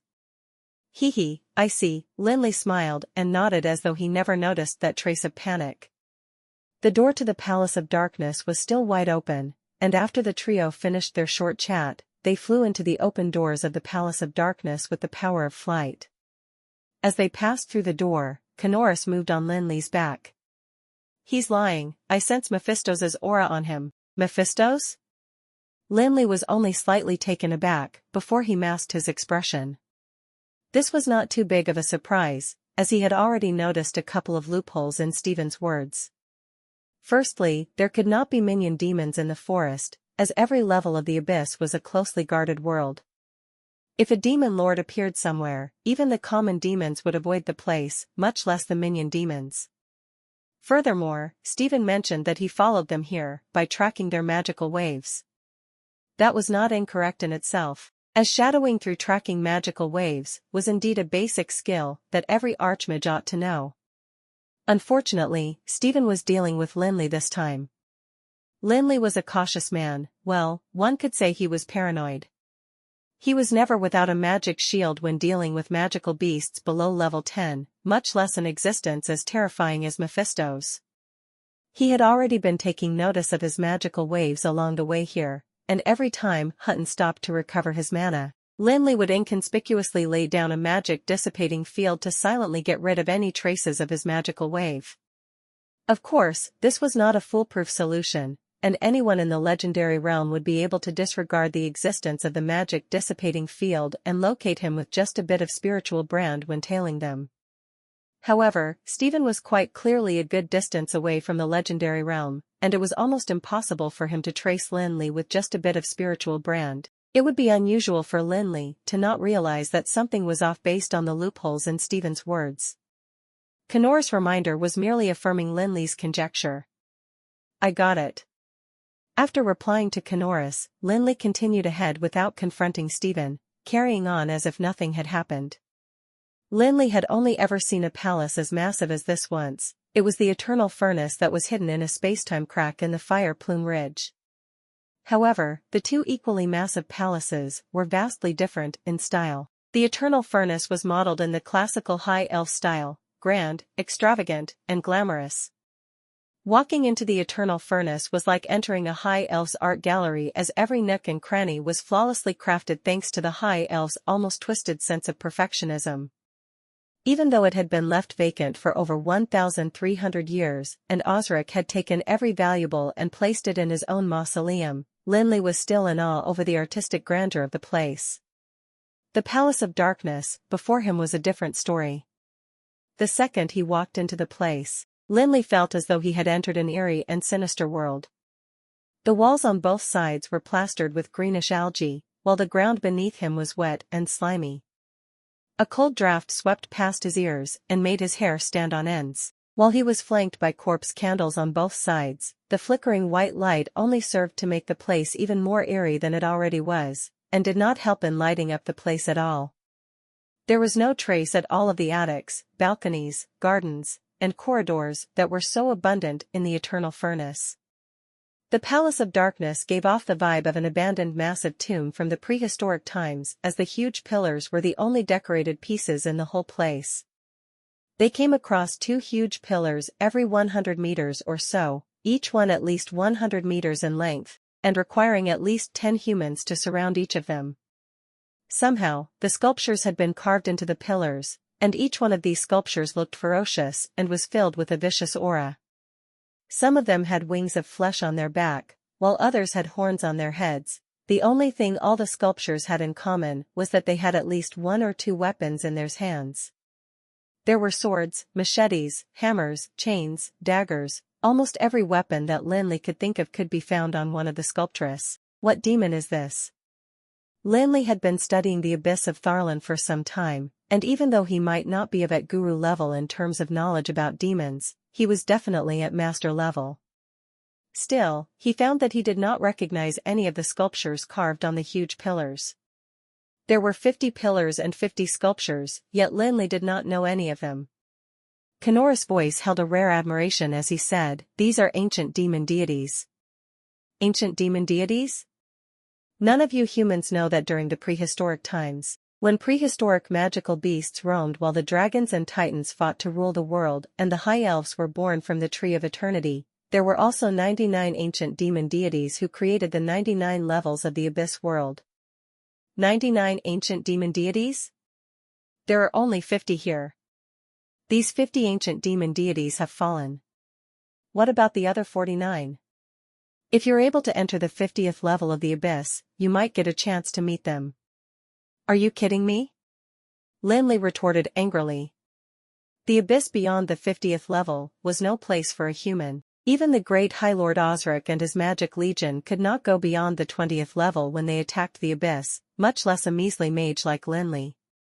The difference between the 20th and 50th level of the Abyss world was so vast that they might as well have been different worlds. Before the 20th level, some greater demons had a chance to become the local demon lord, yet after the 50th level, they were merely spawns that could be readily disposed of. Nobody in the whole of Amrel had any idea what it was like after the 50th level of the Abyss. After all, not one person had managed to return alive from beyond the 40th level of the Abyss since the Dark Ages. Hence, anything beyond the 40th level was a mystery to humans. Come to think of it, my great soul trader, I see that you're pretty familiar with the Palace of Darkness. Nonsense, Kenora's voice brimmed with disdain. But I'll advise you to drop it and not ask questions. If you're meant to know, I'll let you know with time, but what you're not meant to know I'll never tell you no matter how much you press me. Say, Kenoris, you're a great soul trader, after all, surely you know that the heart of doing business lies in being honest? If you're always so mysterious, it's not going to help our partnership, Lin Li said unhappily. Even an idiot would be able to detect the threat in his words, much less a freak like Kenoris, who had been around since who knew when. After being silent for about half a minute, Kenoris visibly relaxed as he spoke. It's not that I don't want to tell you about it, it's just that those profound secrets are beyond what you can comprehend at your power level now. So what if I let you know that there is a branch of the Tree of Eternity in the 30th level of the Abyss that could be crafted into a magic staff much more powerful than the one you wield now? Well, do you have the guts to venture down there to retrieve it? Isn't there anything more practical than that? Something more practical? Kanoris thought for a moment. There is, it's in the Palace of Darkness. Tell me about it. I'll have to start from the origins of the Lord of Darkness. I told you earlier that the Lord of Darkness is actually the shadow of the Dragon of Destruction, but do you know why the Dragon of Destruction had cast its own shadow into the abyss? If my guess is correct, it's because the Dragon of Destruction wanted to absorb the energy of the Abyss of Tharlan. Well, you've guessed it, Kanoris' voice held a trace of surprise. That's right, the Dragon of Destruction had cast its own shadow into the Abyss of Tharlan in order to absorb the dark force and evil force of the Abyss of Tharlan. This is the only way it could hide from the other 4 dragon aspects. Why does it have to hide from the other 4 dragon aspects? Have you forgotten what the 5 dragon aspects are for? They are guardians of the 10 basic rules of the whole of Anril, including light, kindness, darkness, evilness, time, space, start and end. These 10 rules stand against each other yet rely on each other to coexist while maintaining an incredibly peculiar balance. Do you dare imagine what would happen should this balance be disrupted? If the balance between the 10 basic rules is disrupted? Lin Li paused for a second before he broke out in a cold sweat. It would be nothing short of a tragedy for Anril if the balance between the 10 basic rules was disrupted. It would be scarier than if prehistoric magical beasts charged out from a crack between time and space. That would be an upturned world with no order at all. So the Dragon of Destruction has fallen? Nobody in Anril knows for sure why the Dragon of Destruction has fallen, but according to a High Elf's High Lords from when I was still following Osric, the Dragon of Destruction's fall was most likely linked to the Immortal King. Frack. But Osric thought that the Dragon of Destruction had not completely fallen, and that the 2 basic rules it watched over had to have been inherited by somebody, or else Anril would have descended into chaos. Anyway, Osric made many conjectures like this. And if you have an opportunity to enter the High Lord's mausoleum one day, try to find Osric's diary. There are many secrets in that diary, some of which even the High Elf's queen was not aware of. I'll keep that in mind. Lin Li nodded before revealing a look of doubt. But what has this got to do with the practical benefits you were talking about? Patience, my friend, let me tell you about it slowly. Kanoris paused before continuing. I was managing a huge deal in the Abyss of Tharlan, one that involved more than 10,000 souls, the year the Dragon of Destruction's shadow descended into the Abyss of Tharlan. The Lord of the Abyss of Tharlan then was still Mephisto's, as the shadow of the Dragon of Destruction had not had the opportunity to overthrow him yet. I had an opportunity to catch a glimpse of this future Lord of Darkness, and as the great soul trader you know I am, I was able to tell with just one glance that this powerful demon's soul was not complete. It was almost as if this was just a soul fragment of an even more powerful existence. And then? What happened after that proved that my guess was right. The Lord of Darkness was not a demon born in the abyss, but the projection of Azardas, one of the 5 great dragon aspects. Kanoris boasted happily before sighing as he added, Azardas was definitely one of the most powerful beings to ever roam Anril. Even a fragment of his soul could easily triumph Mephisto's and take over the throne as the Lord of the Abyss of Tharlan. Whoever can obtain the power held in this soul fragment would be. Is Azarda's soul fragment the practical benefit you were talking about? Lin Li gradually understood as he listened. That's right. Stop joking with me. Yes, you're right, a mage can absorb power from a soul fragment, but that must be done under the owner's consent. You think I'll be capable of stealing a dragon aspect's power, given my capabilities now? Moreover, the Dragon of Destruction had fallen so many years ago, and I'm afraid the soul fragment from so many years ago would already have disappeared without a trace. You think I'm joking? No. The great soul trader I am would never say something without meaning it. Think about it, the Dragon of Destruction fell during the prehistoric times, when the High Elves were only beginning to rise. But the shadow in the Abyss of Tharlan had lived on even till the Dark Age. But don't worry about how you're going to obtain the power from the soul fragment. I dare say that I'm the greatest soul trader to ever live. I'll definitely help you find a way to obtain the power from the soul fragment. What you need to do now is to find that soul fragment and leave the abyss of Tharland safely. No matter what you do, do not get caught by Mephistos, or else even I dare not imagine the consequences. I'll think about how to do it. Lin Li's heart started palpitating after he listened to Kanoris. That was the soul fragment of the Dragon of Destruction Azardas. It held more than just a portion of the Dragon of Destruction's strength, it also contained much of the Dragon of Destruction's memories and experience, which was what was the most important to Lin Li. Lin Li was now a stone's throw away from the legendary realm, and all he needed was one last step for him to break into the legendary realm. If he could get a hold of this soul fragment, he would be able to easily break through to the legendary realm just with the experience and memories it held alone, without even having to absorb any of its powers. Mage Felix, look at this quickly. Just as Lin Li was muttering to himself, Hutton suddenly stopped in front. What is it? Lin Li paused when he heard his panicked voice. Hutton was a high-ranking archmage, after all, just what could make him lose his cool like this? Lin Li hurried over with a look of doubt before he realized that this was a dead end. Oh, no. Well, not quite a dead end. It was just that it would be quite tricky to move on. There was a massive, circular structure in front of Lin Li. It looked like one of those fighting arenas that were common in the Dark Age, only it was far bigger than any of those from the Dark Age. It had to be the size of at least a few Black Clouds towns, and the arena was about 200 meters below the platform where the spectators sat. It was as though they were looking down the edge of a cliff. The worst thing was that all was not calm beneath this cliff. As Lin Li looked down from the spectators' platform, he could clearly see that there were hundreds of cages at the edge of the arena, and there were many demons and magical beasts in each cage. Howls and growls came from every direction, making Lin Li frown when he heard it. Bloody hell, Lin Li felt his head throb suddenly. The Palace of Darkness was a strange place indeed. Lin Li was still wondering to himself why they hadn't seen a single guard at all as they walked into this place. The only thing they had seen were the sculptures on the pillars.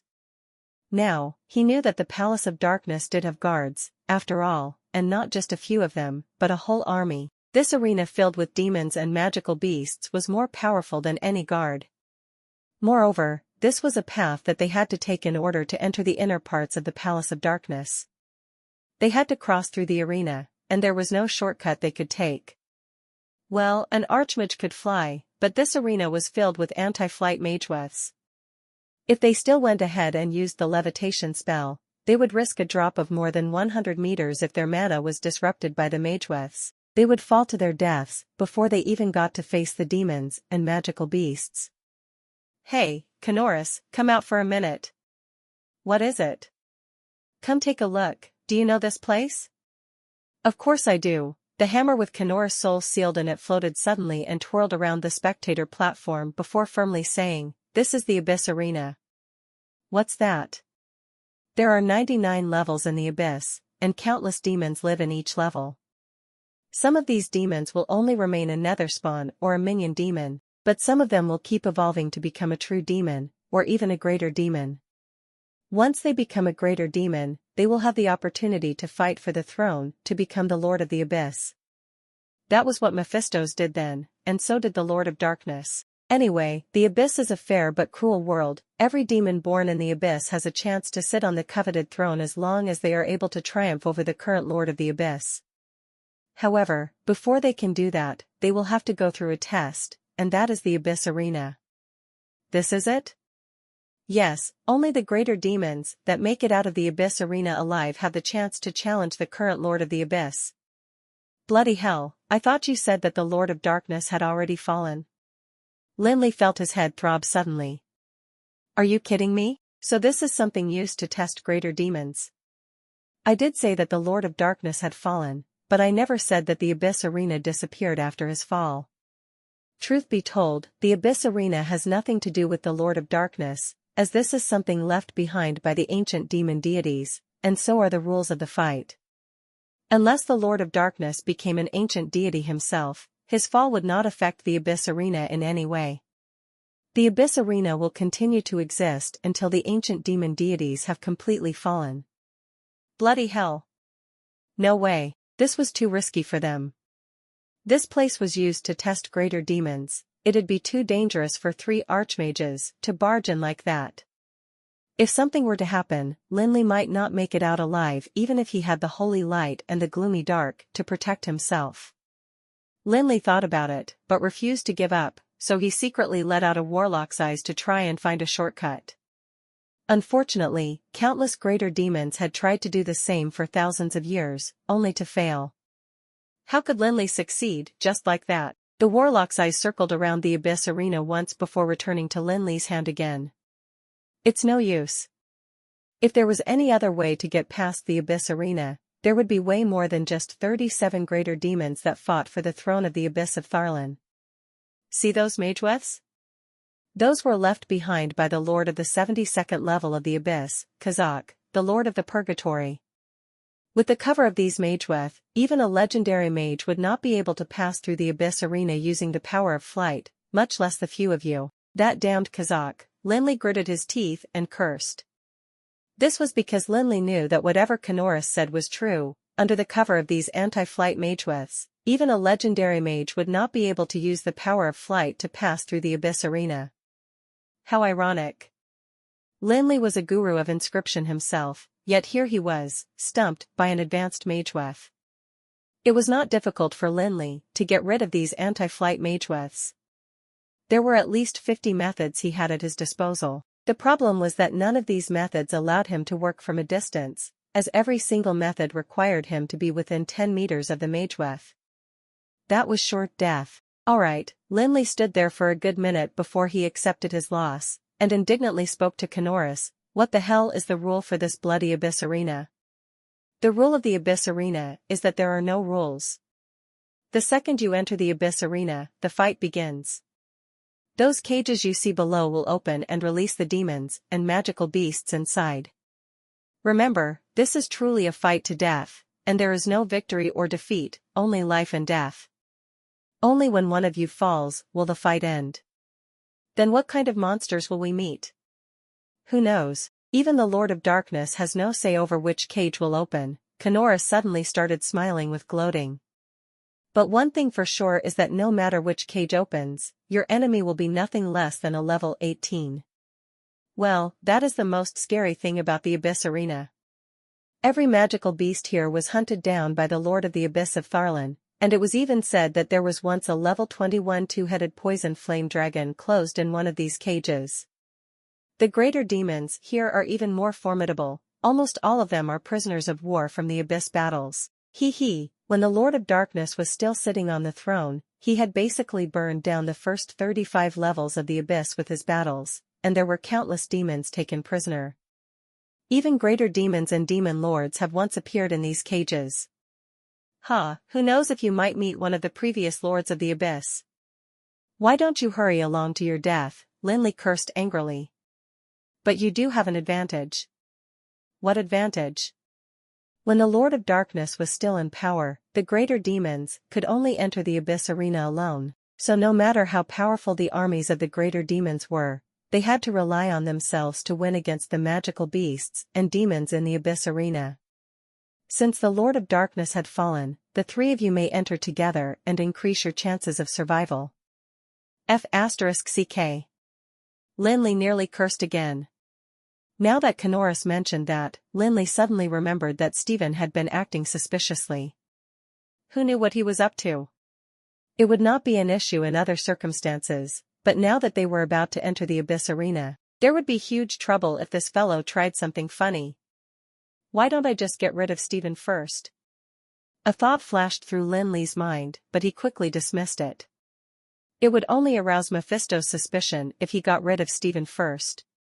Lin Li did not want to have to deal with this ex-lord of the Abyss so early. In Lin Li's opinion, it was a good thing that there was Mephisto's aura on Steven.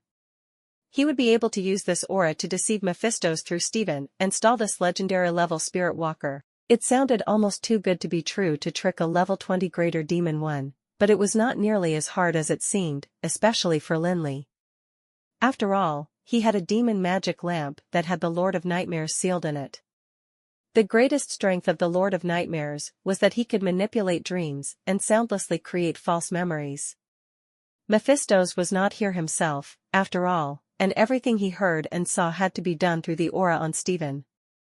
It would not be as easy to see through the dream created by the Lord of Nightmares, then. It was not an issue for Lin Li to create the dream either.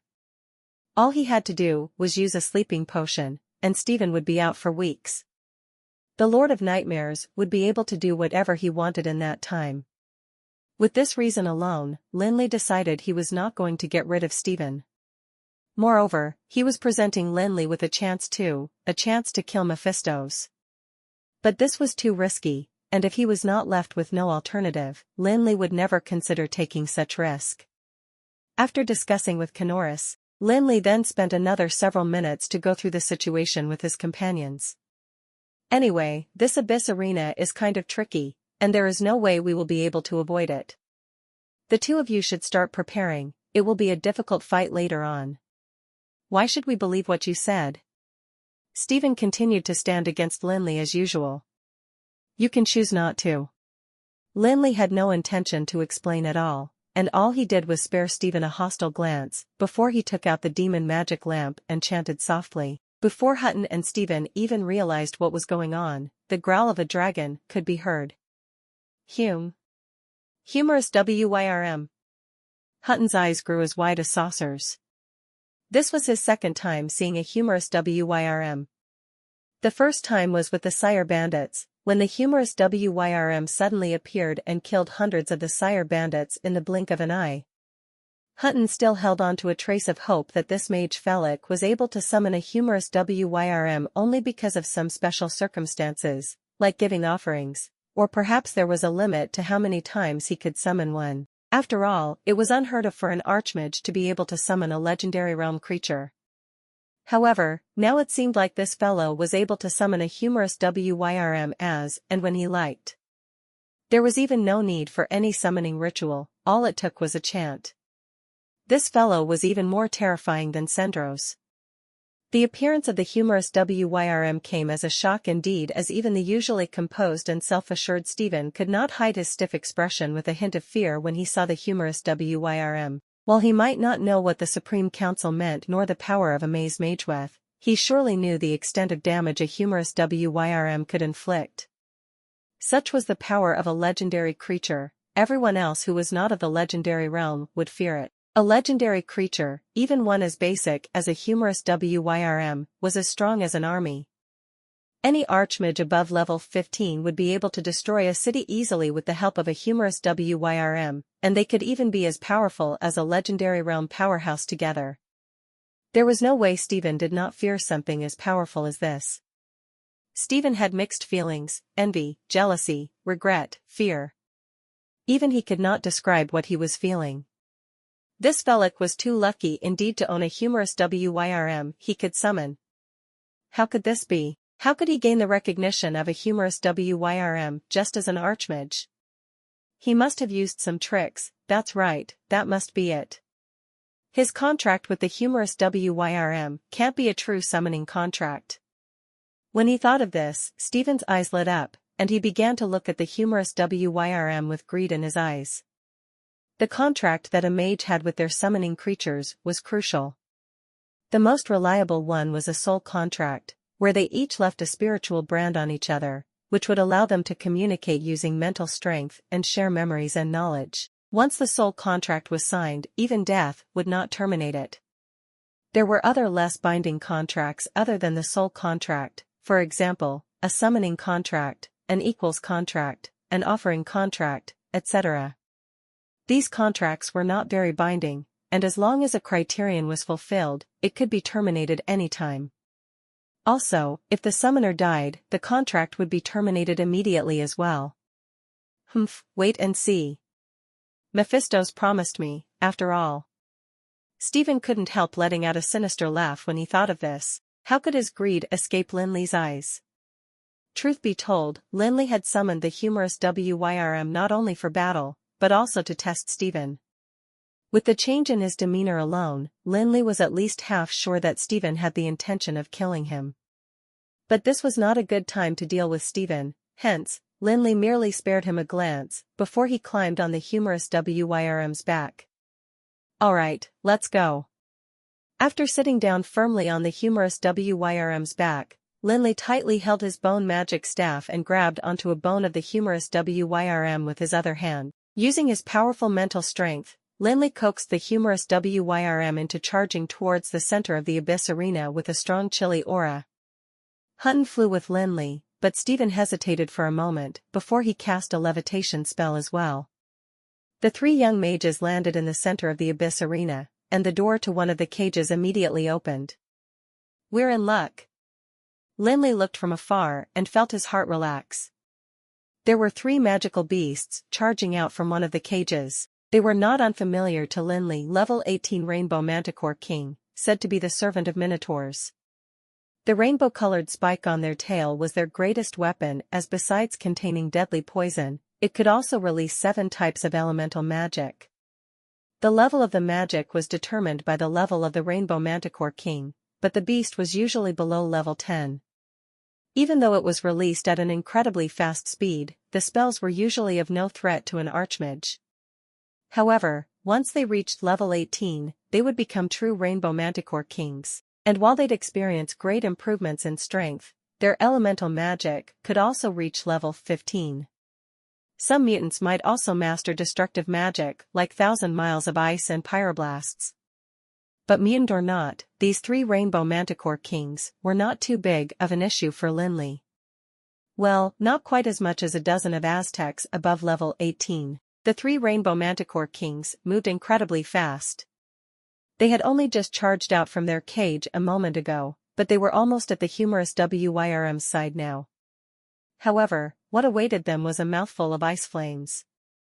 The humorous Wyrm was a legendary creature, and even though it was under the control of an archmage, it was still incredibly powerful. The ice flame immediately covered an area of at least 100 meters in radius, and the ice and death energy permeated the place so densely that even the magical wave felt stifling. Even though the three Rainbow Manticore Kings were powerful magical beasts above level 18, they still could not help but shy away from the powerful legendary level creature. However, even though the three Rainbow Manticore Kings retreated, they did not back off too far away, as they still hovered about the edge of the abyss arena. With a blood-chilling look, they kept their eyes on the humorous Wyrm as well as Lin Li on its back. The Rainbow Manticore Kings were crafty magical beasts by nature, and had a natural knack for hunting. Moreover, the three Rainbow Manticore Kings before them were above level 18, and their intelligence was not far off from humans. The humorous Wyrm made them feel threatened with its aura, hence, they retreated to the edge of the abyss arena. However, that did not mean that they had given up. Truth be told, even the weaker Hutton and Stephen could detect that the magical wave around them was becoming more intense, especially the earth, water, fire, and wind magical elements. They seemed to be boiling over. Hutton and Stephen's expressions soured immediately. It was no secret that the Rainbow Manticore King was well versed in elemental magic. How could these two archmages not know that given their experiences? As they looked at the magical elements around them become more and more intense, it would be a lie to say that they were not anxious. Even Lin Li did not dare let down his guard. This was how powerful the reputation of the Rainbow Manticore Kings was. They were the servants of the prehistoric magical beasts, the minotaurs, and were powerful magical beasts born in the maze. There might be 1,000 miles of ice coming from one of those spikes in an instant. Lin Li stood firmly on the humorous Wyrm's back and held the ether staff in his hand. Without needing a word, an elemental shield had appeared. It was made up of the earth, water, fire, and wind solar spheres that circled endlessly around Lin Li. Even if a legendary mage were to attack Lin Li now, they would have to use at least 2 spells to break the shield. However, Lin Li was not in a rush to attack even after conjuring up the elemental shield. Instead, all he did was to stand on the back of the humorous Wyrm and carefully observe the 3 Rainbow Manticore Kings from afar. The Rainbow Manticore Kings were difficult to deal with because they were impossible to see through. Nobody knew what magic would come out of the spikes on their tails, It would not be much of an issue if they were simple spells, but one would be in trouble if they were mutants who could use powerful magic like Thousand Miles of Ice or Pyroblast. Hutton and Stephen aside, even Lin Li would be done for if he met with such destructive instantaneous magic without a magic shield. Moreover, Lin Li had a hunch that these three Rainbow Manticore Kings commanded magic that was not as simple as mere Thousand Miles of Ice or Pyroblast. This was the Abyss Arena, after all, and it was used to test the prospective lords of the Abyss. All the greater demons that had sat on the throne of the Palace of Darkness had survived this test. Who knew how many earth-shattering fights had occurred here throughout all these years? The Rainbow Manticore Kings could not be as simple as they appeared if they could survive for so long. Hence, Lin Li did not dare to attack carelessly. After all, he was still an archmage, and not a true legendary mage. Once his elemental shield wore off, he'd need another 10 seconds to replenish it, and if the three Rainbow Manticore Kings suddenly unleashed their magic and it was a powerful one, Lin Li would be done for. And truth was, Lin Li had every right to worry. The three Rainbow Manticore Kings had only retreated for about 10 seconds before the Abyss Arena's magical wave changed drastically. There was suddenly a chilly and sinister aura amidst the boiling magical elements, and this aura was growing at a tremendous speed. It was only in the blink of an eye that this aura covered the four magical elements. F***CK. Lin Li's expression changed. He was very familiar with this chilly and sinister aura. Ever since he'd come to Amril, he experienced many encounters with energy similar to this, in the Shadowglen, Sire Town, Scar of Death. That was right, this sudden and strange aura was death energy in its purest form.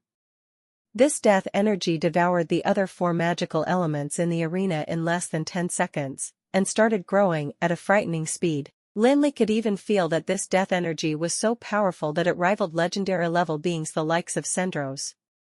God damn it, why am I so unlucky? Lin Li understood everything at last. These three Rainbow Manticore Kings were rare mutants indeed. Their very existence would change what everyone knew about Rainbow Manticore Kings. If he lived to tell the tale of the Abyss Arena, he would create a sensation in the whole of Amril. There had not been such a strange Rainbow Manticore King in Amril for thousands of years. Their innate magic was not of earth, water, fire, or wind elements, but of true necromagic. Setting the issue of the Rainbow Manticores aside, this was impossible if they considered the timeline of events. There were many views regarding the origins of necromagic in Amril, but there was one thing that they were unanimous about. It was that the first appearance of necromagic was slightly after the birth of the High Elves, which was to say that necromancers first appeared somewhere in the prehistoric times and the Dark Age. But what about the Rainbow Manticores? Legend had it that they were the servants of minotaurs, and had spent an eternity in the maze. Only when the High Elves appeared and the prehistoric magical beasts started to decline in numbers did some of the Rainbow Manticores manage to escape the control of minotaurs and leave the maze. In other words, the Rainbow Manticores had a longer history than necromagic. Magical beasts were not mages, and all their magic was innate rather than learnt. This magic came from a brand on their soul, and was passed on through generations. This inheritance was something that transcended time and space. Even after thousands of years passed, there'd be no change in this inheritance. Of course, there might be mutants along the way, like these Rainbow Manticores. There would be a Rainbow Manticore that could conjure 1,000 miles of ice or use pyroblast every few centuries or so, and it'd be called a mutant.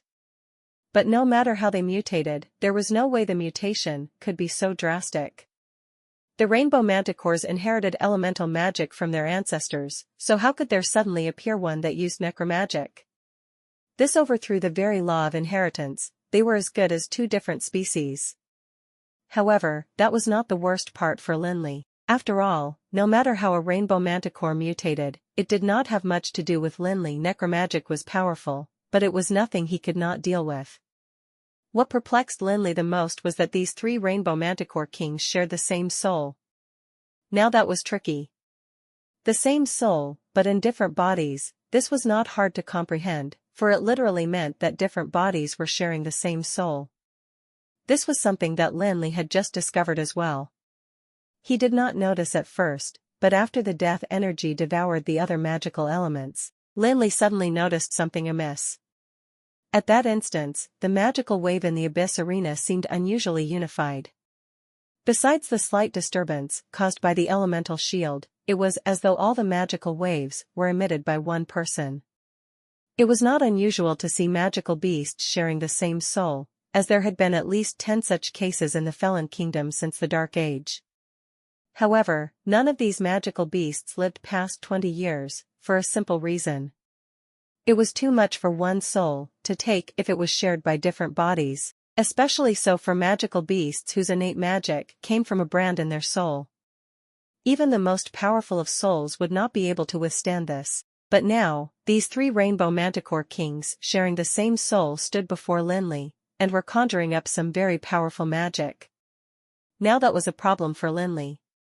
These rainbow manticore kings were only round level 18, or at most level 19, but after Lin Li realized that they were sharing the same soul, his expression changed. 3 rainbow manticore kings sharing the same soul would be unusually powerful, and even by the most conservative estimate, they would be at least level 20 in terms of combat strength, but the fact that they could use necromagic made it even worse. Who knew, they might even be close to level 21. Moreover, Lin Li could not even be sure that these damned rainbow manticore kings were not hiding any more secrets.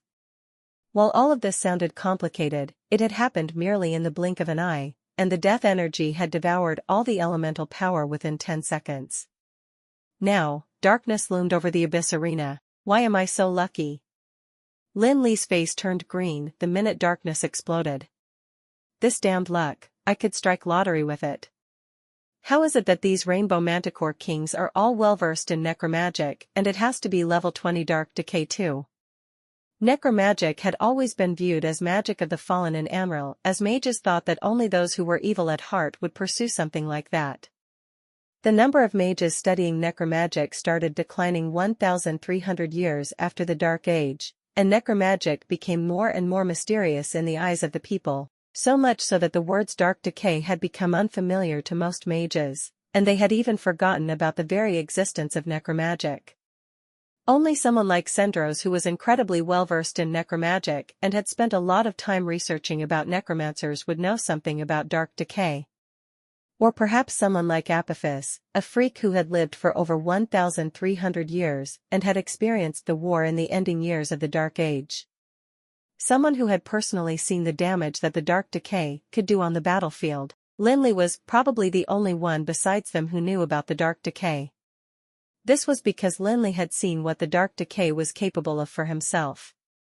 Lin Li was still a hunter who used a bow then.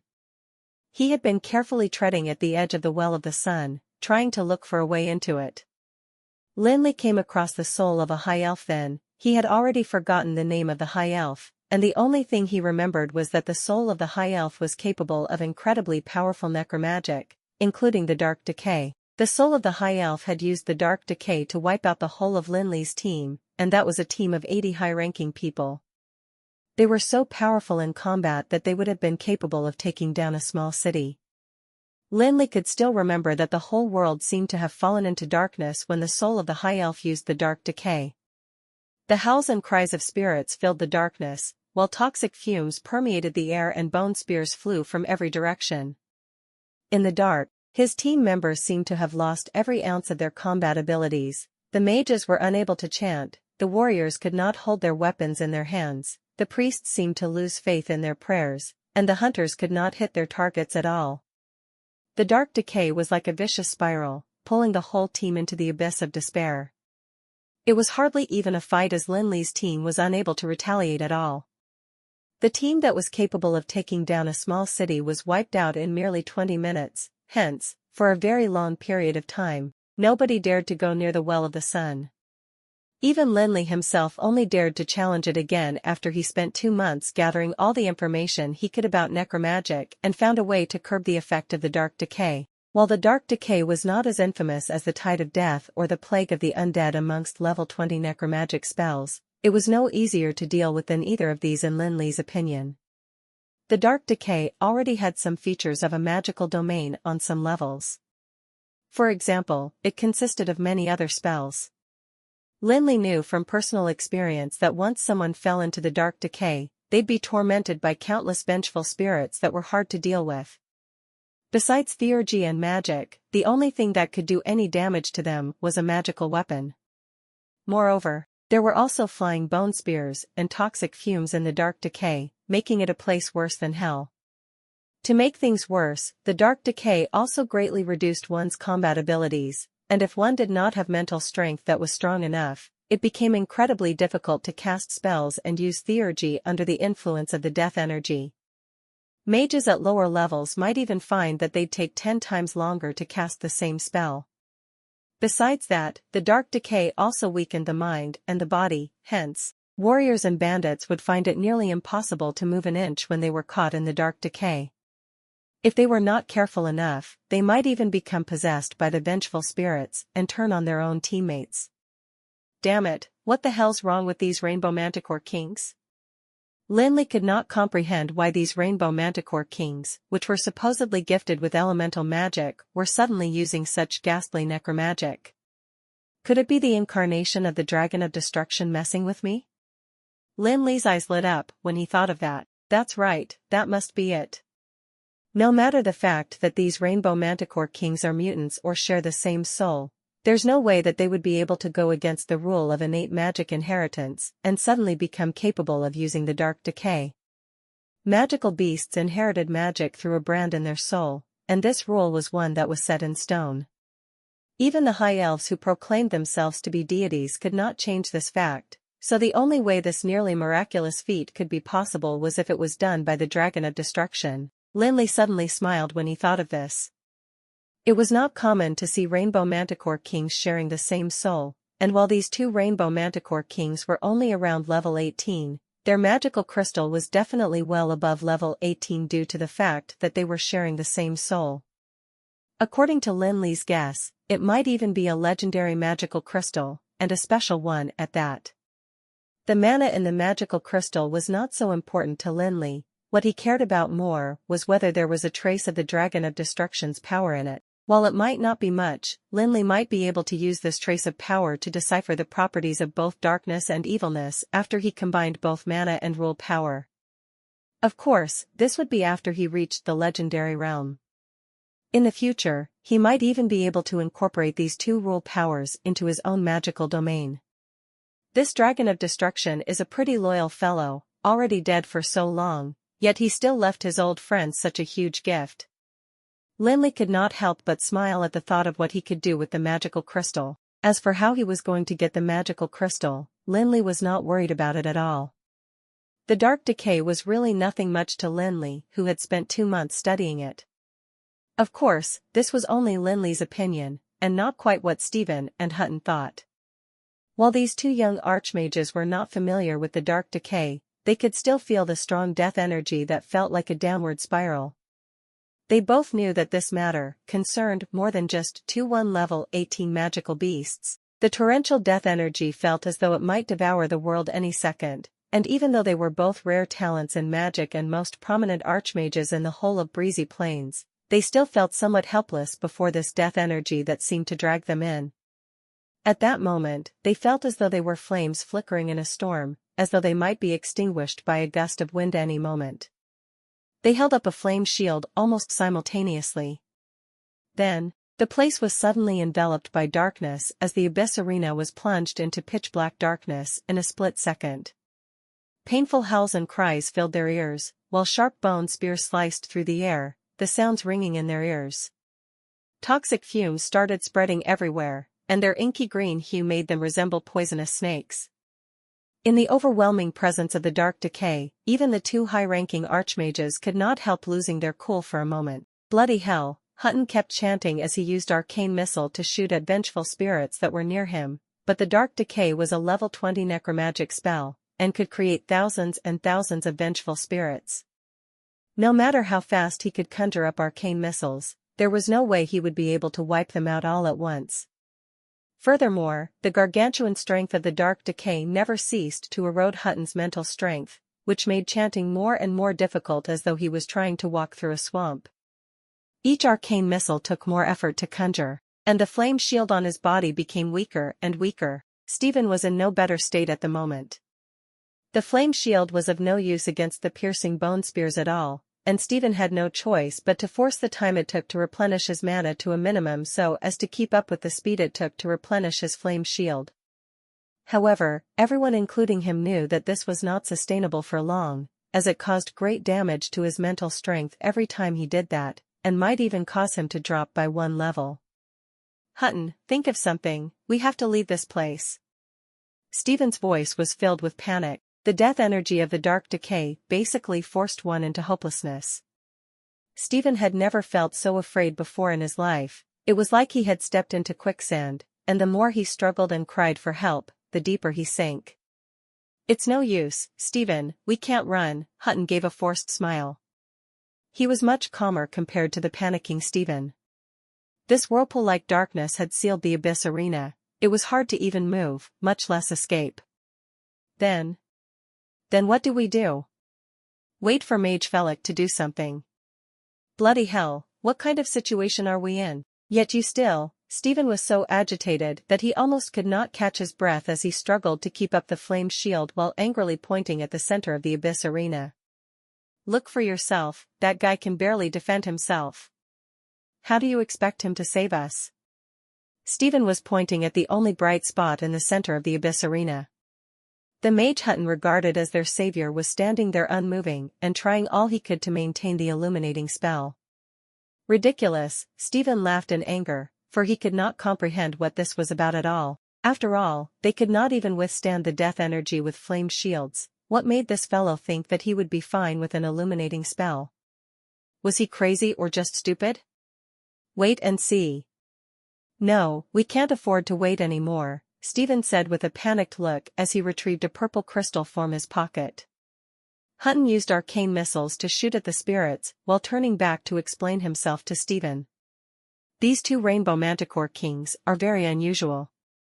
If I'm not wrong, they must be sharing a soul as in the legend. Magical beasts sharing the same soul are much more powerful than their birth level when they use their innate magic, and I reckon that they are already at legendary level. You and I are not enough to go against them, we can only wait for Mage Felix to do something. Unfortunately, it was in vain. This was because all of Stephen's attention was on the purple crystal in his hand. He remembered clearly that the powerful greater demon once told him that when he was in danger, he could crush the crystal, and the greater demon would help him once. Stephen originally wanted to save this chance for the end. He had been picturing a scene in his mind ever since he got hold of the crystal. Once the three of them found the throne in the Palace of Darkness, he would suddenly crush the purple crystal and summon the powerful greater demon. How exciting would it be to see the expression on Hutton's and Felix's face? A pity that he could not afford to wait any longer. The strange magic released by the two rainbow manticore kings rendered him hopeless, and if he waited any longer, he might even lose the chance to crush the crystal. Was he going to wait for that Felix like Hutton, then? Stephen spat angrily. All he knew was to summon the humorous WYRM, but this fool did not know how to use it. Surely a powerful greater demon would be better than that. Wait and see, after the greater demon saves me from this damned necromagic, I'll ask for his help once again to snatch the humorous WYRM from this fool. Of course, it will be even better if the greater demon's willing to get rid of these two as well. But even if the greater demon was not willing, Stephen had other ways to do it too. After all, the darkness prophecy spell scrolls were still in his hands. Even if he had to use a scroll to get rid of them, he would. This concerned the relics left behind by Juresco, after all, so he could not afford any mistakes. Unfortunately, just as he was silently plotting, the bit of light in the center of the abyss arena suddenly became brighter. How?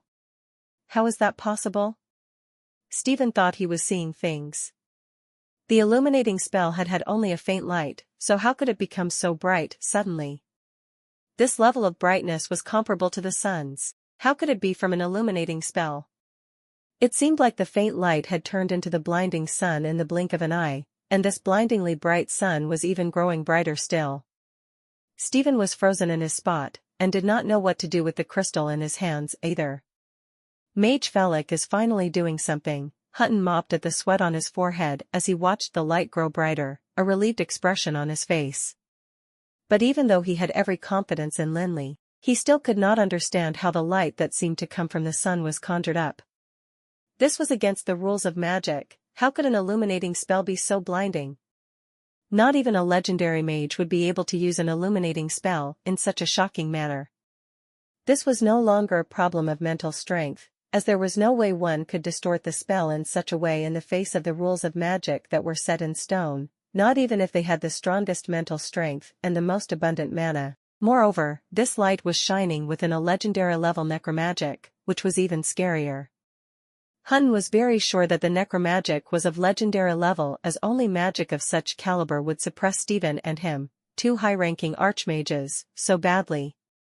Even mage apprentices would know that once legendary level necromagic was used, it would not permit the existence of even the faintest trace of light, as the powerful death energy would instantly devour any trace of it, the sun included one. Hence, Hutton could not understand how this mage Felic, who stood on the back of the humorous Wyrm at the moment, was able to achieve this. One could not blame Hutton for being so dumbfounded. After all, this was too unthinkable. Hutton aside, no other mage would be able to comprehend this, and the only ones who would were Lin Li's teammates who'd once charged into the Well of the Sun with him and Lin Li himself. This was a loophole in the dark decay that Lin Li found after countless research and experiments over 2 months. No matter how much of a genius Hutton and Stephen were, there was no way they would be able to understand it immediately. The dark decay was the closest to being a magical domain out of all level 20 necromagic spells, or in other words, the dark decay was actually a magical domain that incorporated a few basic rules. Once a fight reached the level of a magical domain, mental strength and mana became secondary, as the fight truly depended on one's understanding and grasp of rules. While Lin Li might not exactly be waiting for death given his abilities if it were another magical domain, there was no way he would be able to gain an advantage, either. Well, even though Lin Li was the closest person to reaching the legendary realm, he was still beneath it, and there was definitely a gap between him and the legendary powerhouses. Luckily, the dark decay was only nearing a magical domain, and incorporated but a few basic rules. When dealing with the soul of the High Elf back then, Lin Li had spent 1,000,000 gold coins on an Eternal Light spell scroll to destroy the dark decay. Now, although he did not have the Eternal Light spell scroll, he had something that even the Eternal Light spell scroll could not compare with, the debris of the stars. The holy light was incredibly powerful and direct. In a split second, it tore through the endless darkness and allowed a mere illuminating spell to light up the whole abyss arena. Then, everything else was simple. Back in Sire Town, when Uchvalusi's magical domain was broken, not only did the humorous Wyrm start to melt, but Uchvalusi himself also fell from the legendary realm. From this, it was evident that the damage done to the creator of the domain was massive when the magical domain was destroyed.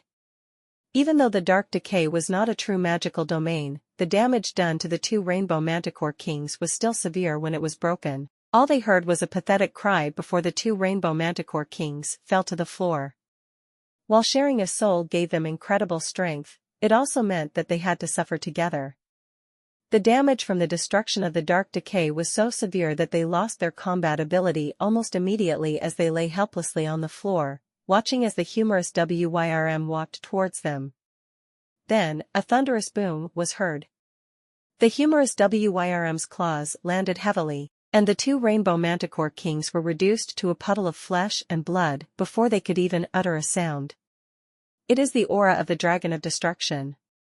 The moment the black magical crystal landed in his hand, Lin Li knew he was right. It was the aura of the Dragon of Destruction coming from the magical crystal, an aura that Lin Li was incredibly familiar with. He had fought the Dragon of Destruction so many times back in the Endless World, so how could he not be familiar with this dragon aspect's aura? The second the magical crystal was in his hand, Lin Li knew that this trip to the abyss of Tharlan was not in vain. This was power left behind by the Dragon of Destruction, and once he entered the legendary realm, he would be able to use this power to master evilness and darkness rules and incorporate them into his own magical domain. After all, the strength of a magical domain lay in whichever rules were incorporated into it. Just take the dark decay for example, it merely had a few basic rules in it, so how could it compare with darkness and evilness? Once he was able to incorporate these two rules in his magical domain, it would be no less powerful than Sendro's magical domain. Unfortunately, the self-proclaimed soul trader Kanoris was too crafty, and would not let him in on too many secrets, or he would have been able to master the soul rule from him. Once he incorporated these three major rules, he would easily surpass Sendro's. Right, soul rule. Lin Li suddenly remembered that Mephistos proclaimed himself to be the Lord of Souls. Who knew if this legendary level spirit walker held a part of the soul rule? Looks like it's a good time to talk to Steven, the sudden thought reminded Lin Li of it. It did not escape his notice that Steven had sneakily retrieved a purple crystal from his pocket when Lin Li was destroying the dark decay using the holy light. Perhaps others could not feel it, but Lin Li did. The aura coming from the purple crystal was that of the Lord of Souls. How? How could this be? Hutton and Steven were still in extreme disbelief when Lin Li walked towards them. The shock was terrifying. The legendary level necromagic had been broken instantaneously, and that was not what people would expect an archmage to be able to achieve. It was obvious that the frightening necromagic had formed a magical domain. Only a stronger magical domain would be able to balance it out. No powerful magical equipment or casting technique could cover that unbridgeable gap. The two young men were both very talented archmages in the breezy plains. Coming from a family of magic and the dark blade, their knowledge and experience was not a little behind that of the old men who had been around for more than a century. The different exposure and information they had would be beyond the imagination of common men. However, even the two knowledgeable young archmages had no idea how an archmage would have the ability to break a magical domain. That was absolutely a subversion of their general knowledge. Even the most foolish mage apprentice would know that that should be impossible. Those impossibilities were displayed before their eyes. The young archmage that was standing on the back of the humorous WYRM had just used an illuminating spell to counter a legendary level necromagic, and slain two rainbow manticore kings instantaneously. There is no perfection in this world, let alone for magical domains.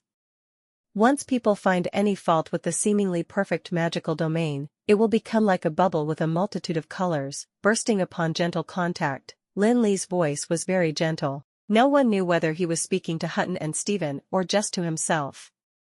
The time the battle lasted was extremely short. It ended as quickly as it started, and was neither thrilling nor intense at all. As compared to the many battles Lin Li had experienced before, it was definitely not worth mentioning. Strictly speaking, the battle did not really concern Lin Li. The dark decay shattered like glass immediately after the holy light was released. To Lin Li, however, that neither thrilling nor intensive battle had a very special meaning. Lin Li had always been dealing with difficult battles with mere strength even when his opponents were in the legendary level, such as Uchfalusi and the Lich and Scar of Death. This was his first battle where he dealt with a magical domain directly. Nor was the victory of the battle or that legendary magical crystal too important. To Lin Li, the real reward was the process of the battle. The interaction between the holy light and the dark decay allowed Lin Li to gain a light taste of the legendary realm. That slight feeling was not to be belittled. In fact, the current Lin Li had already reached the limits of an archmage. His mental strength, skills in magic casting, as well as his knowledge in magic theory were at the maximum any archmage could achieve. Even without the use of magical equipment and the humorous WYRM, Lin Li was already the most invincible man under the legendary realm. Furthermore, when he was at the Scar of Death, he once used the all-knowing potion to break into the legendary realm temporarily to aid his battle with the Lich. That gave him valuable experience. Not to exaggerate, Lin Li already had one of his hands on the door leading to the legendary realm. If he were to give it a gentle push, Lin Li would be able to enter the dream realm. That last step, however, had been troubling Lin Li for a very long time, despite the fact that he had accumulated the maximum level of knowledge and skill set. The earlier battle enabled Lin Li to discover his deficiencies the moment he witnessed the clash between the dark decay and the holy light. That slight inspiration was like a bright lamp that lit the path ahead of him. Lin Li knew that that was the first time he felt so enlightened and clear about the road to the legendary realm. Apart from Lin Li, nobody else was aware of the benefits he'd gained from the battle just now. That was a period of epiphany. Although Lin Li was still an archmage who still could not make use of the force of the magical domain, he understood that he was dangerously close to the realm. All he needed now was time. A day would suffice for Lin Li to relate his life experience and knowledge together, and follow the clear path towards the legendary realm. But before this could happen, there would be a need to defuse the time bomb. Stephen. After using the power of dispel to get rid of the vengeful spirits, Lin Li called the humorous WYRM back into the magic lamp. Alright, now that the trouble in the Abyss Arena is settled, let's head out from the entrance opposite us towards the Throne of Darkness. Lin Li's action brought out a spark in Stephen's gaze.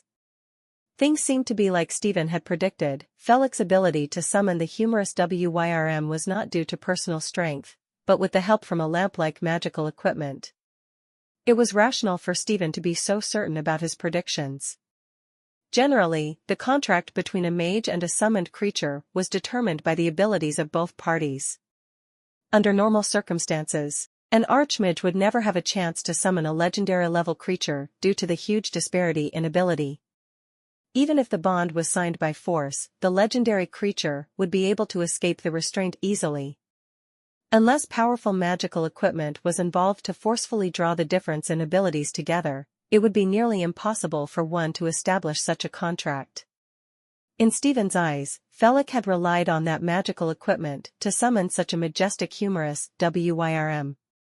For Stephen, who had been eyeing on the humorous WYRM, that was most delightful news. If Felix used his personal strength to complete the summoning process, it would be extremely difficult for him to snatch the humorous WYRM. Apart from killing the summoner to destroy the contract, he would need to be recognized by the WYRM as well.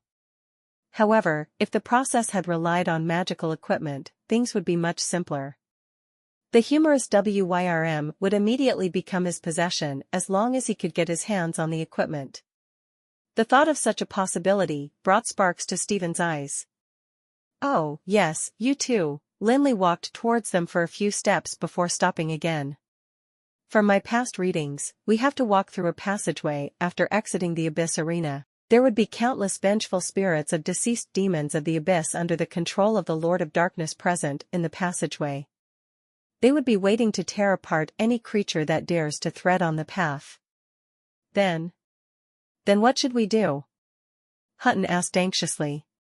He had just survived a confrontation with numerous vengeful spirits, and had yet to recover from the formless terrors. Lin Li's words worried him.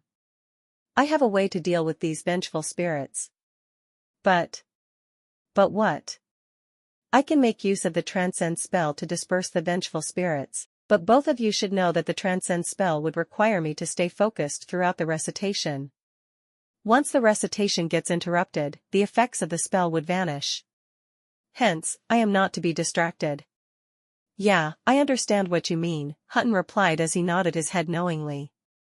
If there are going to be other demons or magical beasts in the passageway, Stephen and I will be in charge of getting rid of them. Mage Felix, you just have to do your best in maintaining the effects of the transcend spell. That's great, Lin Li said as he fished out the robe of light from his ring of endless storm. He passed the robe to Hutton. You should wear this robe of light now. If you were to face too many vengeful spirits, transfer some mana into this robe and it will ensure that you won't be hurt by any of them for a period of 10 minutes. Thank you, Hutton said as he received the robe of light with trembling hands. As a high-level archmage, how would Hutton not be aware of the value of the robe of light? The 10 minutes concept would assure the person who donned the robe total safety from vengeful spirits when entering and exiting anywhere.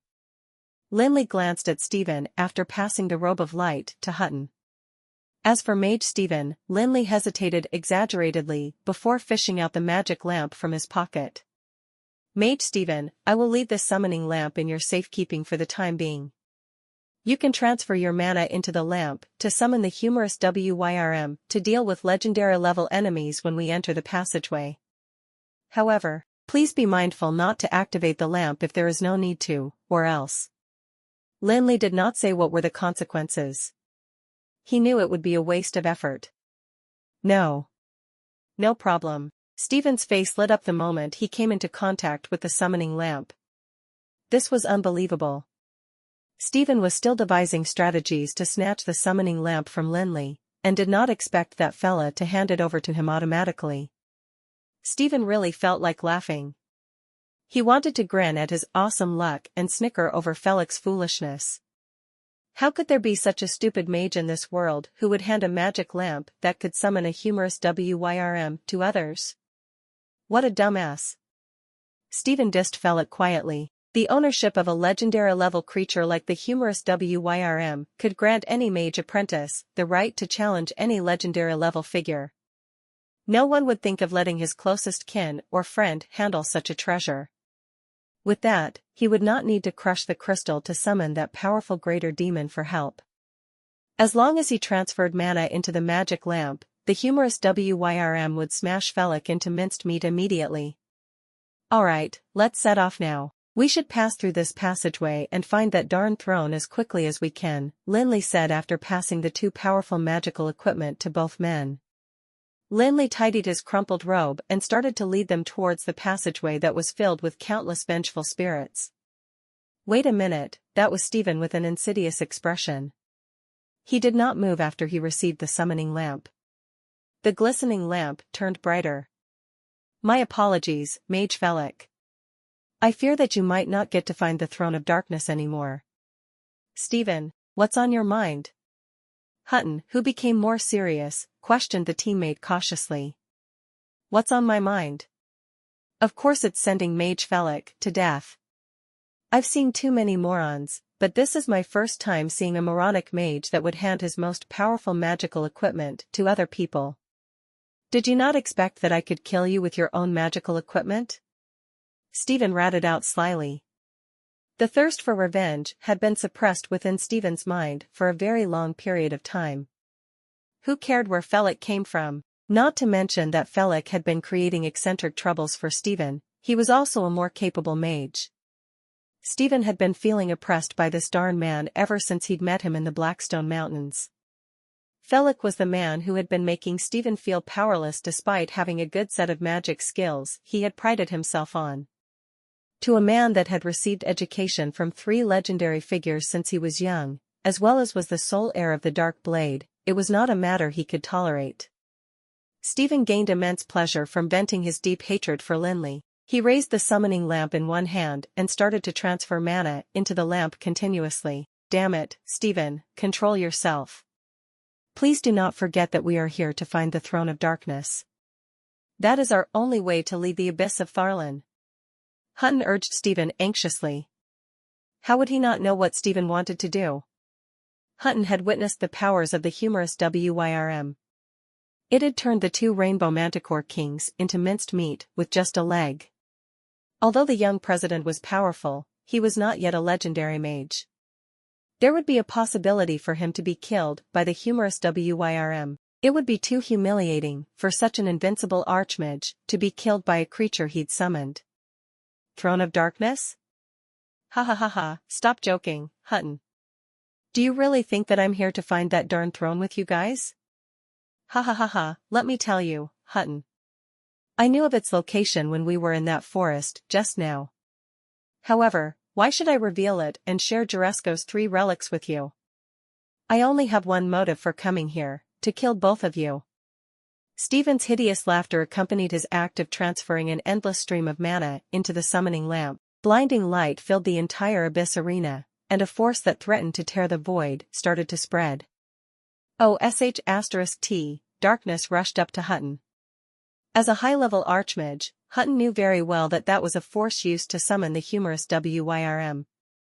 When the force reached its maximum amount, the humorous WYRM would break out from the void and appear in the abyss arena, where it'd tear himself and the young president into pieces with its unbeatable strength. Stephen, Lin Li spoke. He had been standing at his spot and looking at Stephen with a very strange gaze. It was a gaze filled with not only sympathy, but also mockery. It was as though he was not looking at an enemy that was trying to summon a humorous WYRM to kill himself, but a moron that was about to commit an idiotic act. Ha ha ha ha, are you going to ask for mercy? It is too late now. Even if you were to kneel before me, you wouldn't be able to change your fate of being killed by your own summoned creature. Not that, Lin Li replied as he shook his head, and his gaze turned more uneasy. I remember telling you to be careful not to transfer any mana into that summoning lamp. What? Stephen's expression took a turn, and he realized something was amiss. Unfortunately, it was too late.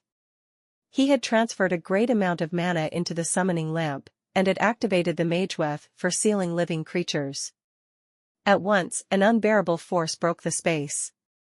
However, the space did not bring them the humorous WYRM that Stephen wanted. Strictly speaking, it was not a real summoning process. It created a puff of thick fog that resembled gray clouds before an impending storm. The abyss arena became silent. There were neither gasps nor shrieks, just dead silence. Immediately after the dark fog emerged from the void, it twirled tightly around Stephen. They saw how the black fog changed into different forms continuously, while the man in the middle stood rooted to the ground. Stephen became like a wooden puppet that lost his human qualities. Hey, I've told you that long ago. You shouldn't add mana in so recklessly, Lin Li sighed and shook his head. Or else there would be a lot of trouble. Frankly speaking, Stephen had some really bad luck to have put his trust in a hypocrite. Who was Lin Li? He was a *tch that might plot against anyone that he gave his copper coin to. After all, the summoning lamp was a powerful piece of magical equipment. Anyone who knew Lin Li well, such the boss of Gilded Rose, Izura, would definitely not immediately accept Lin Li's offer to put his summoning lamp with him. His first reaction would be to inspect the lamp with a magnifying glass to see if there might be a bomb hidden in it. Unfortunately, Stephen was absolutely unaware of it. That caused him to step into Lin Li's trap very easily. He was right, the summoning lamp was still a summoning lamp.